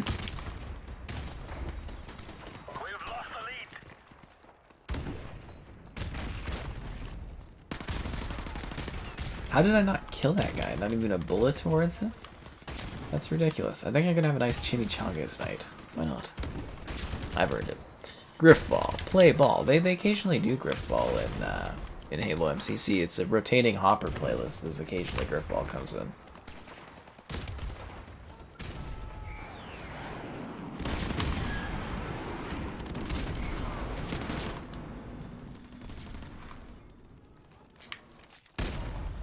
Beach Bog. At least they added new maps, I guess. Could be worse. It would have been cool for this game if they tried to add like cut maps. Wouldn't that have been neat? The remastered, they just kind of reskinned other levels, which is cheaper and whatnot. I get it, but it would have been neat if they dove into the history of like deleted files on this one and tried to add something new and exciting.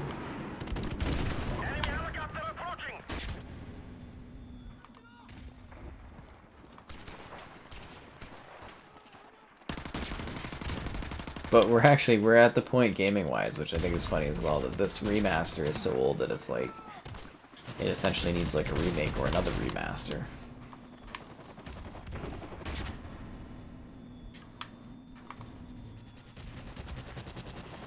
Funny how time flies, but also doesn't feel like it flies. This match is not going well for me. Well, hopefully because of the deal we get some more back-and-pad games. Modern Warfare Developers Cut Edition? Yeah, I doubt we'll get that, but probably remake this game someday. I'd be shocked if they didn't. That's a cool thing of Xbox buying them, is that if they are to do like a remaster or remake of these older games, they'll keep the multiplayer instead of cutting it off, because Xbox doesn't care. Whereas Activision wanted more money, so they would force you to like, you know, play their newer game instead of enjoying the remastered version, whereas I think Xbox would be fine with the multiplayer being around because they just want more people playing Game Pass stuff. God fucking damn it, man. This match is not going my way, dude.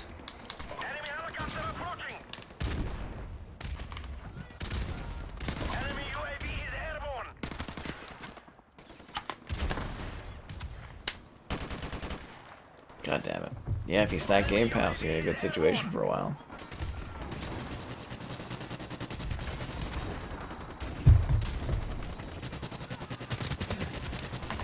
This game will be 10 years old in a few years. Yep. God fucking damn. I'm just like spawning and dying. Like, what the hell? And then I got an assist instead of a kill? Come on.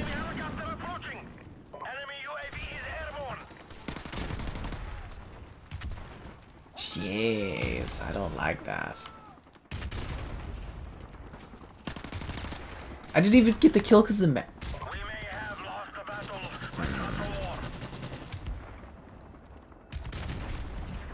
Yeah, I mentioned that like 4 or 5 months ago. There's a few games I saw that were popping up on the Xbox store as available again with like store pages, which I thought was interesting.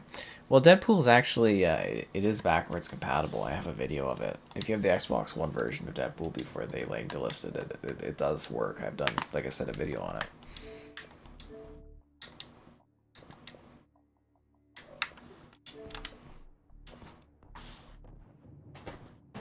God damn it.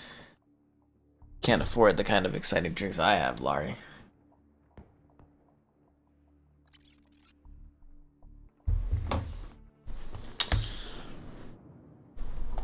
Ugh, but what a fun night of excitement.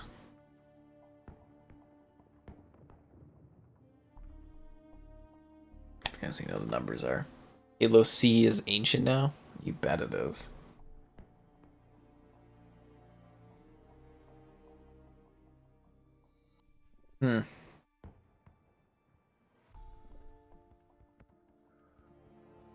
Anyways, it's been a while. Be sure to like the stream. Subscribing's great. Donations cool. Consider becoming a channel member. Cool perks, emotes, icons, all that great stuff. Channel member gifting, the Patreon option, the Discord for stream alerts, chatting great times, the Xbox Store affiliate link for your Xbox Store purchases, and the Amazon Store affiliate link as well. Yep. Let's get into it.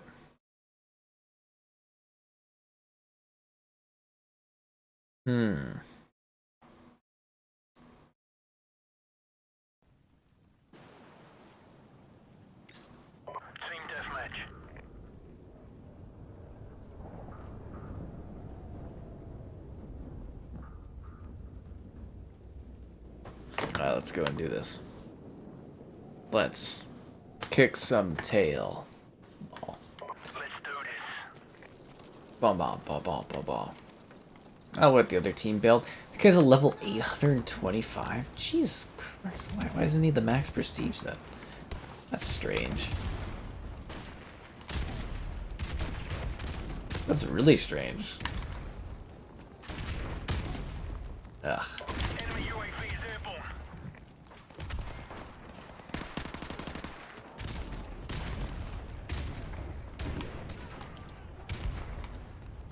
It would be interesting to see something like a Black Ops remaster or something like that. Would be awesome. It feels like the future is open for all kinds of weird things. Yeah. It's definitely it's a different era of gaming coming up for sure. Things in this industry are going to be very different. Very new, very fresh. And I can't wait to see how it all ends up. It's going to be a wild time going forward. Twists, turns, action, excitement. Random days of drama. Who knows what will happen. But then again, since COVID, all that stuff kind of feels random anyways, so it's part of the excitement train. Ow.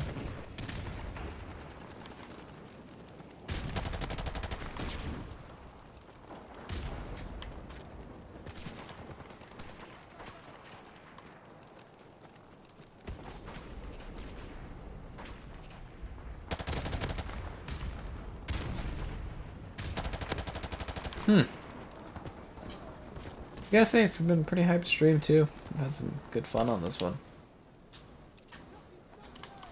Some crazy stuff. Oh, there's only 3 of them left. Ugh. Should have found a different lobby, I guess. No fun playing a smaller group of players.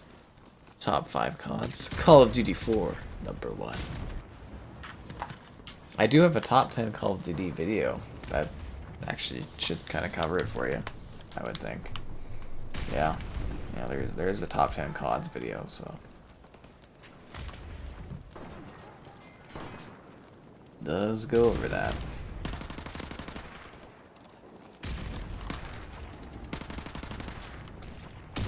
I just wonder how soon all this stuff is gonna drop on the Game Pass. Ow.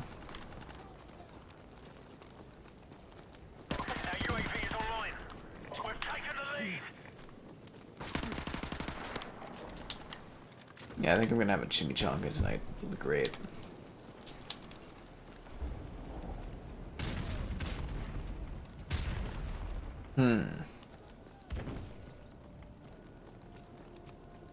forgot I gotta kind of get up early tomorrow if I want to go to the gym or not, because I got that event thing.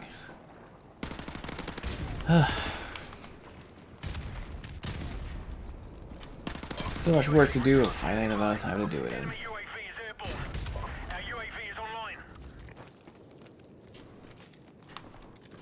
Is that guy on, like, the second level? Is he hiding? That's weird.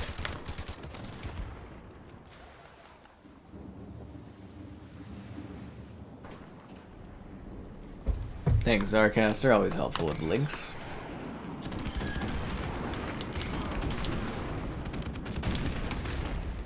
I gotta decide what tomorrow is. I guess Exoprimal will be out tomorrow, right? So we did the Modern Warfare 2.2 update, then Exoprimal the day after, and then the Halo update. Yeah, that kind of makes sense. At least in how I'm thinking it does, yeah.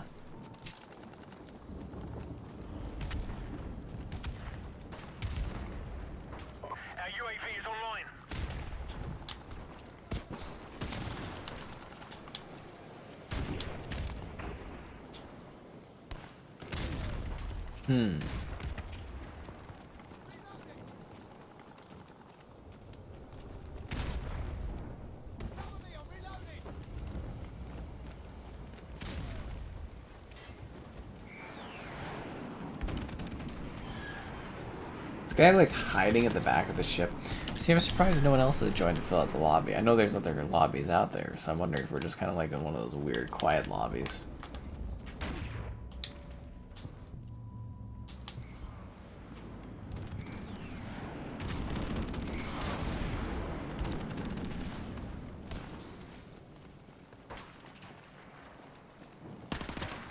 Oh, god damn it, the snipers. Oh, can you, Larry, celebrate this stuff? Free Slurpee from 7-Eleven? I had no idea about that, no. I missed they used to do free root beer day at, like, AW. That was always awesome.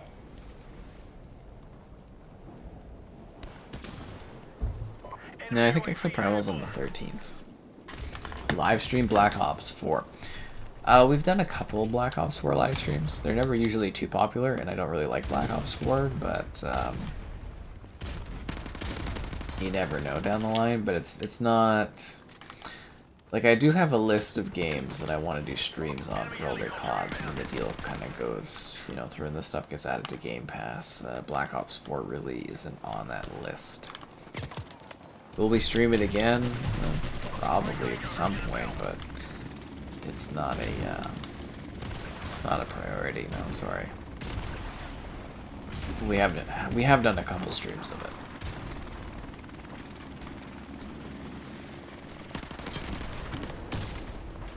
Yeah, you like this map? It's kind of interesting. 69 billion to stream Cold War again. You know it, Filet. What game is this? This is the best COD they ever did.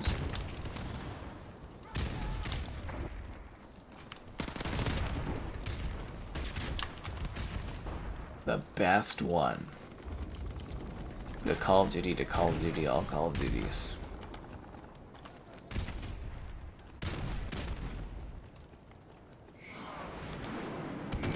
Oh.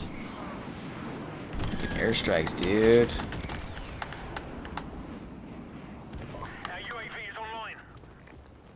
Yeah, I kind of forgot about Exoprimal. I wonder if they're going to give me a review code or not. Probably not. Check it out on Game Pass, do a stream of it, call it a day on that one.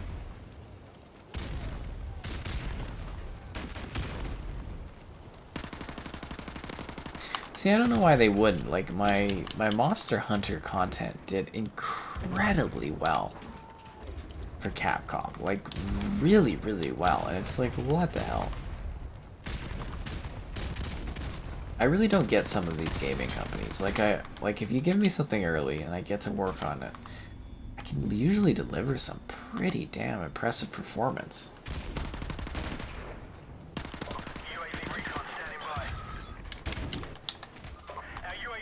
It's weird. It really is. 7-Eleven is free Slurpee day every year. I don't know. I don't even know where Slurpee was. I think I did well enough in my day that I didn't also need a freeze therapy. I was pretty happy. My own grenade? Really? My own grenade? God damn it, dude. My own grenade? Yeah, I know the Modern Warfare 2.2 update, so I think we'll do Modern Warfare 2.2 for tomorrow's stream. The day after we'll do Exit Primal, and the day after that we'll do the Halo Firefight update, I think. Yeah, I think that'll be the update plan. Or the stream plan, I guess. Yeah. Ooh, Shipment. Yeah, sounds fun. Monster Hunter Rise? No, I had that like, I think 2 weeks early. Kevin and I had that one. Yeah, I think it was about 2 weeks earlier. That's why we had pre-planned content for it. Yeah. Capcom specialist reached out and offered the code for that one. So we had it well in advance. Yeah. So, yeah, Monster Hunter Rise did really good on the channel. Like, that was, yeah, I was very happy with that one.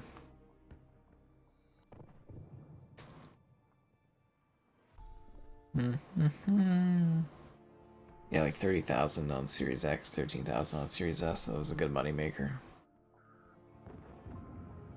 If only all my videos were that popular, it'd be steam rolling. I'd have my nice house by now.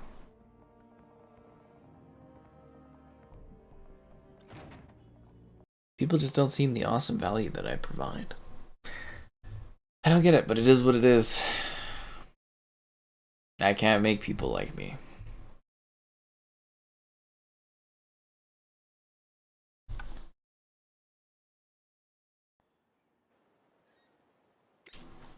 Team deathmatch. Bom bom bom bom bom bom. The last early code, it's weird because it's different departments. So it's like, so that was Capcom reaching out to me via a different like network, and then like the other Capcom stuff is me reaching out and like requesting stuff, and then you fill out forms through like a third-party company. Like, honestly, it's, for most people, it's probably too confusing. It's completely random. Sometimes I request from a company and I get like a form to fill out, and they evaluate it and they decide if they want to send it. And sometimes companies email me and they're like, hey, you want to check this out because you know you do this stuff, and it really does vary greatly. Because that's where it's usually like, oh, I didn't get a code for this, we're not covering it, and then all of a sudden from someone else I get a code and we're covering it, right? That's kind of it. There's like a few different avenues for me to get stuff these days, and it's sort of like random what I get or what I don't get. That's why I try not to be confusing, but sometimes it literally is where I'm like, okay, I'm not getting this, and then all of a sudden someone else out of nowhere will be like, oh, here's a code, and I'll be like, oh, okay. Like, same with, like, what is it, Final Fantasy. Like, I was pretty sure I was not getting it, and then all of a sudden I had it.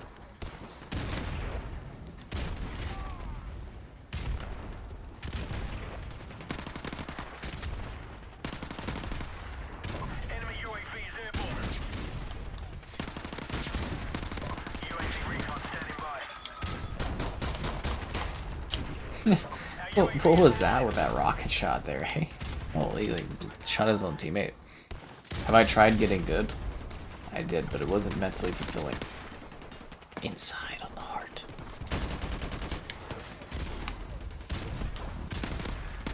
Like I said, I spend a lot of time in my week just like emailing companies and talking with people and communicating and making connections and stuff. I should be good for Pokemon Go this year though, so that's good. Pokemon Go Fest. That's something I've done for the last few years, so kind of excited for that. I'm pushing for 3 codes. It's a new company, so I don't know if we'll get that, but I am pushing to see if I get 3 codes for different people in the family, so we can all do Pokemon Go Fest if we want.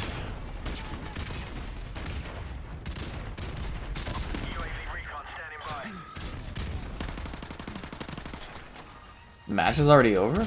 Oh, okay. Accomplished. Ghost of Tsushima 2? Apparently they're working on it, so that should be coming soon. Oh, filet. You could have had the awesome GTA with Femsky on the front cover, but you didn't splurge for it, filet. You didn't splurge for it. It was right there, reaching out.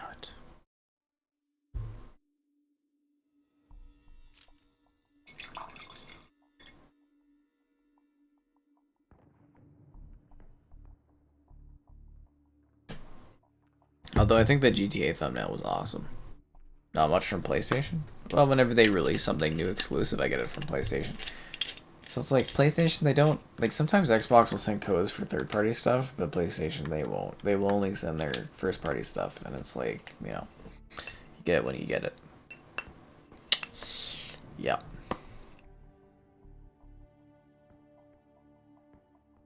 I don't know. I like working with PlayStation. They usually give you stuff pretty early on, but you're getting caught up in the whole streamer thing, so I get stuff not as soon as I used to and stuff, which sucks. Days Gone 2, that I don't think that will ever happen.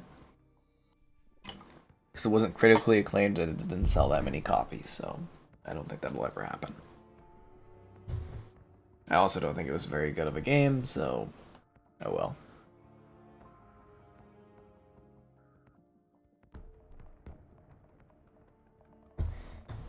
But I do hope I get Spider-Man to review and stuff. I get the PlayStation exclusives, it's just whether or not they send it at launch because they expect me to stream all of it, or if they send it early so I can actually do a review of it. I make more money doing actual videos of stuff. They make more money off of me streaming stuff. Yeah. The days are gone for a Days Gone sequel? Exactly. Sarcaster knows that. Team deathmatch.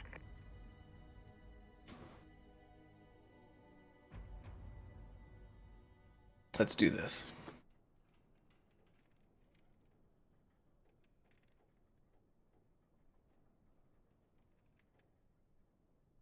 Take no prisoners, comrades. Take no prisoners, comrades. You know, it is kind of special that I'm able to play something I enjoyed so much from so many years ago, so many years later. And then, like, once it drops on Game Pass, there's gonna be so many more people checking it out. God, magical times are ahead. I can't wait. I literally can't wait.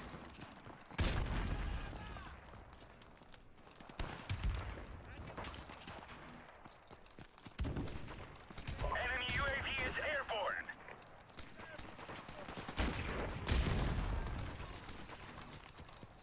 It would be so nice to be able to play this game again and actually be able to play some objective game modes like Domination or like Headquarters. Headquarters. And I know it'll be probably temporary, but I'll enjoy it while the moment lasts.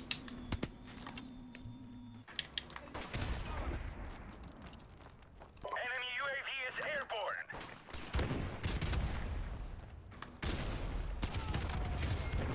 Yeah, it'll be nice. I'm just like, so excited. These are moments you remember from your life, or like big things like this.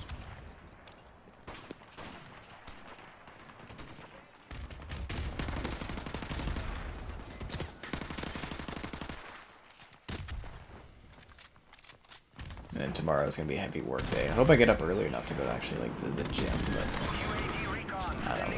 We'll see how I'm feeling in the morning.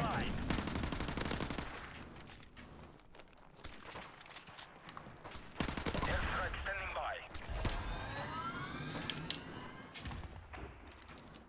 Friendly airstrike on the way.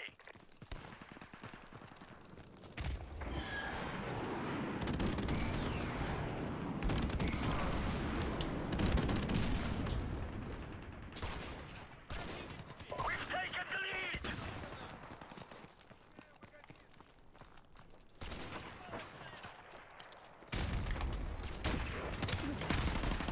We've lost the lead.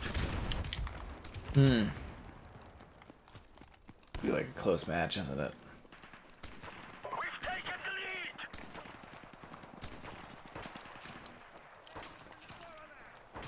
But yeah, it should be some actually really fun different streams coming up too. Although I think for the last like month and a bit, I've actually been coming up with some pretty good variety on streams. Do I do cardio or weights? I'm mostly cardio focused, and I do some weights. Sweet World. We do World at War streams occasionally.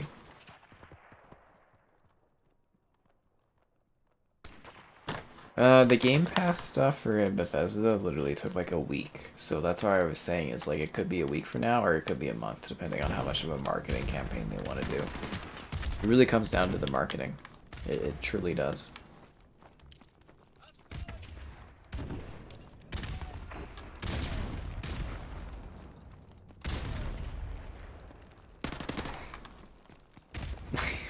I literally can't believe that Xbox is gonna have Call of Duty as a first party franchise. That is just, it's surreal. Our UAV is online. It doesn't even make sense, but like Enemy it's UAV is happening. airborne. It really is just crazy. UAV is online. Friendly Like I never even thought of it as being as a possibility when I was younger, and here it is. Like it's literally happening. We've taken the lead. Actually, it would have been a lot cheaper if they bought them when I was younger, but man, this is crazy. See, the issue is you don't remember for Bethesda because we didn't have like months and months of government discussion around Bethesda. They announced the intention to buy them, and then like 6 months later they bought them, right? That's the difference with Activision, is they had to go through all these hurdles to make it happen.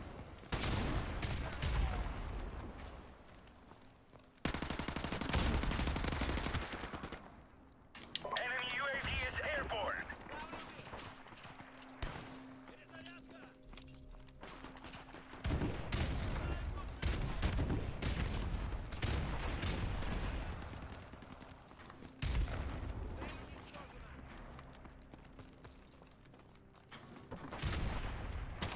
Ah, fuck.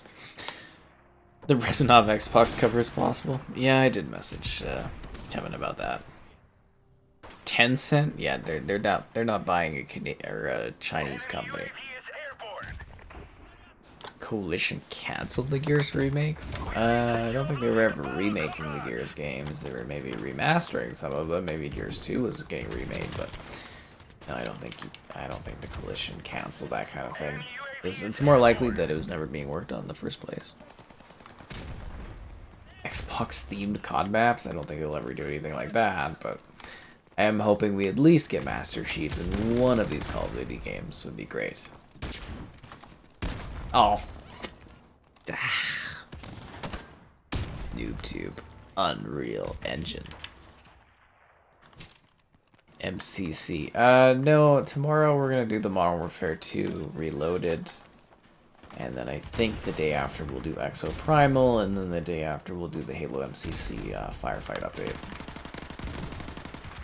Is my current plan. But, you know, the plans and the missions change. They always do, so I don't know how things will end up. But that is the current concept for a timeline of streams, so see how that goes.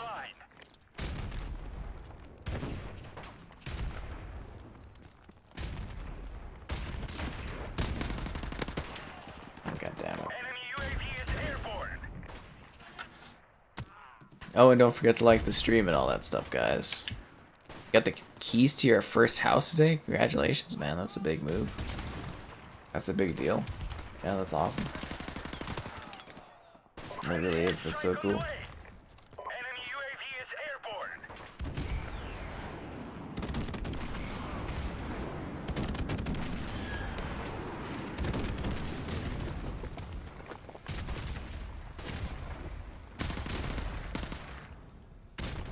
We may have lost the battle, But not the war.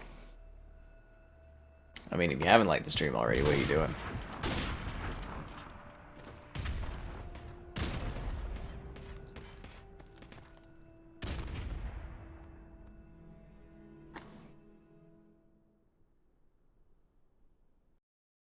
Ugh, I went negative that match. Sucks to suck.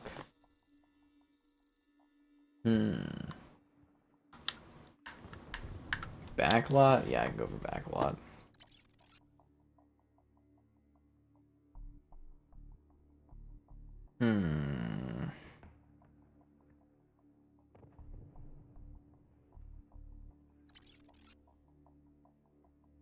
$7 each 360 games. Do they have anything good?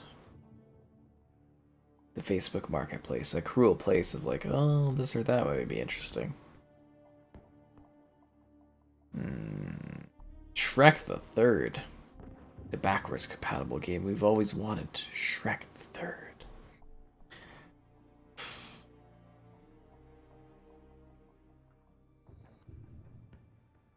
Hidden Valley. Fuck, that's far. Yeah. Bandai Namco. Bandai Namco would be a hard buy because they do like more than just gaming. They do like figurines and stuff. What are these guys selling? Velvet Assassin. Oh.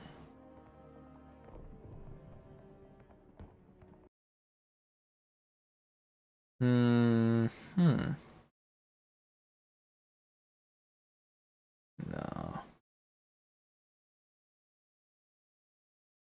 Nah.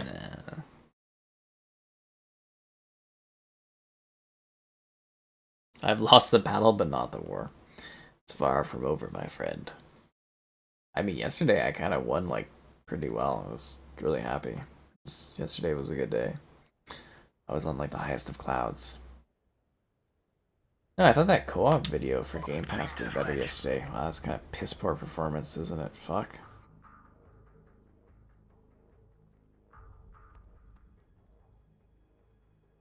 Oh well, maybe I'll pick up over time.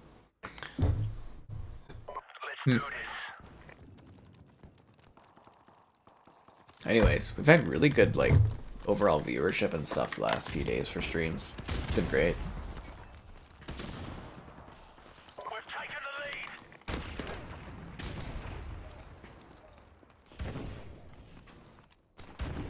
Though again, we've had edge of your seat action.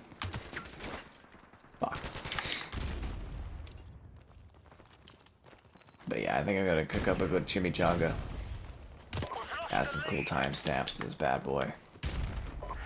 And I'll relax. I didn't get the. I didn't even get like a hit marker. Oh, come on! What? Oh, get out of here! What was? Bad start to this match. Holy man! The Fang. This isn't even a gun from this game. This is non-canonical. Ow.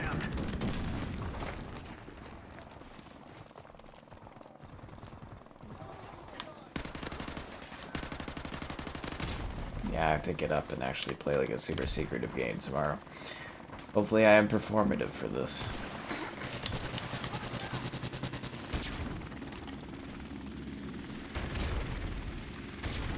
I don't know. I just hope this Activision Blizzard deal opens up opportunities and stuff for me. I think it will, but we'll have to wait and see. Wow, what an ass-kicking this match has been. Jesus.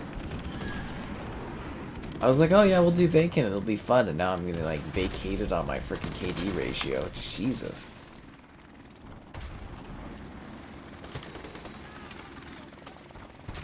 World of Warcraft, yeah, I want that on console, that would be awesome. It's something I've wanted for a long time. That one in RuneScape I think would be sick. I'll have to actually message Joel and see how our Elder Scrolls stuff is going. Enemy UAV is airborne. Friendly airstrike on the way.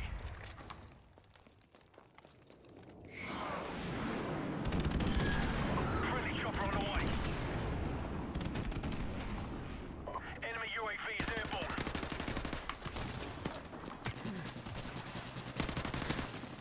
What? I got him with the Matrodon at least. Ow. Ow. Now they are really covering the angles. Jeez. We've lost the lead.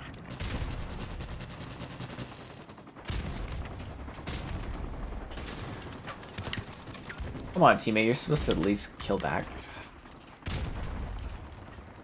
The scores are I'm surprised we're winning considering I'm like dragging down the team this much.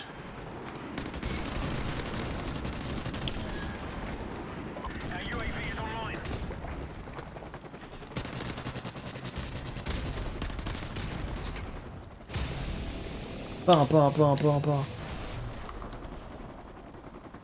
Yeah, it's gonna be nice to have this on Game Pass so I can play something like Headquarters and actually level properly in this game. Standing by. You know how long it takes to level in this playing team deathmatch? On the way. It's like depressing the amount of time it takes. We're about to win this one. Keep up the Right, into MMOs? I don't know if I've ever necessarily been like super into an MMO. I've always liked the idea of an MMO where I can just sink my teeth into it, but no. I used to do like a fair bit of World of Warcraft at like Mitchell's house, but his like father would always delete my accounts. I'd get up to like a higher level, and then all of a sudden, like next time I was there, my account would be like deleted, and I have to restart, which was like a pain in the ass. But like, yeah, played a good amount of Neverwinter. Terra, I have a decent level in, but they got. I think they didn't they close that on Xbox. Yeah, I think they closed that on Xbox. enemy UAV is airborne. Might do a Neverwinter stream at one point, but I don't know. We'll see if that happens. RuneScape, I had a decent account when I was a young, very young, but yeah. Our UAV is online. It's always the idea of it's good, but it's just like, unless I get an MMO where I could sit there and stream it like endlessly and it always does well, I like trying to justify the time. Our UAV is online. Group protocol, I'm not too bothered by that getting delayed.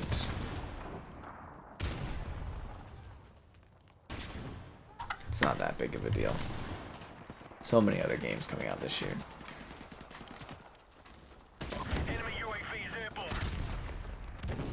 But hopefully it's good. New stuff to stream is always awesome. But it'd be great to have an MMO that's like really big and does really well and I can stream a lot of it. It would be awesome. Like if World of Warcraft came to console, I think we could get a lot out of that one. I think. Yeah. Yeah, we just got our asses kicked. Yeah, anyways, I think we're good for tonight. I'm gonna go eat a chimichanga and call it a day. This was great. I had a great time. I hope you guys had fun. And I'm sure we'll be back tomorrow with more exciting stuff. We're streaming all the time if you haven't checked out the streams. And yeah, they're great. I think. I don't know. I put in an effort usually, but yeah, actually, do we get shipment? Nope, we're done. Okay.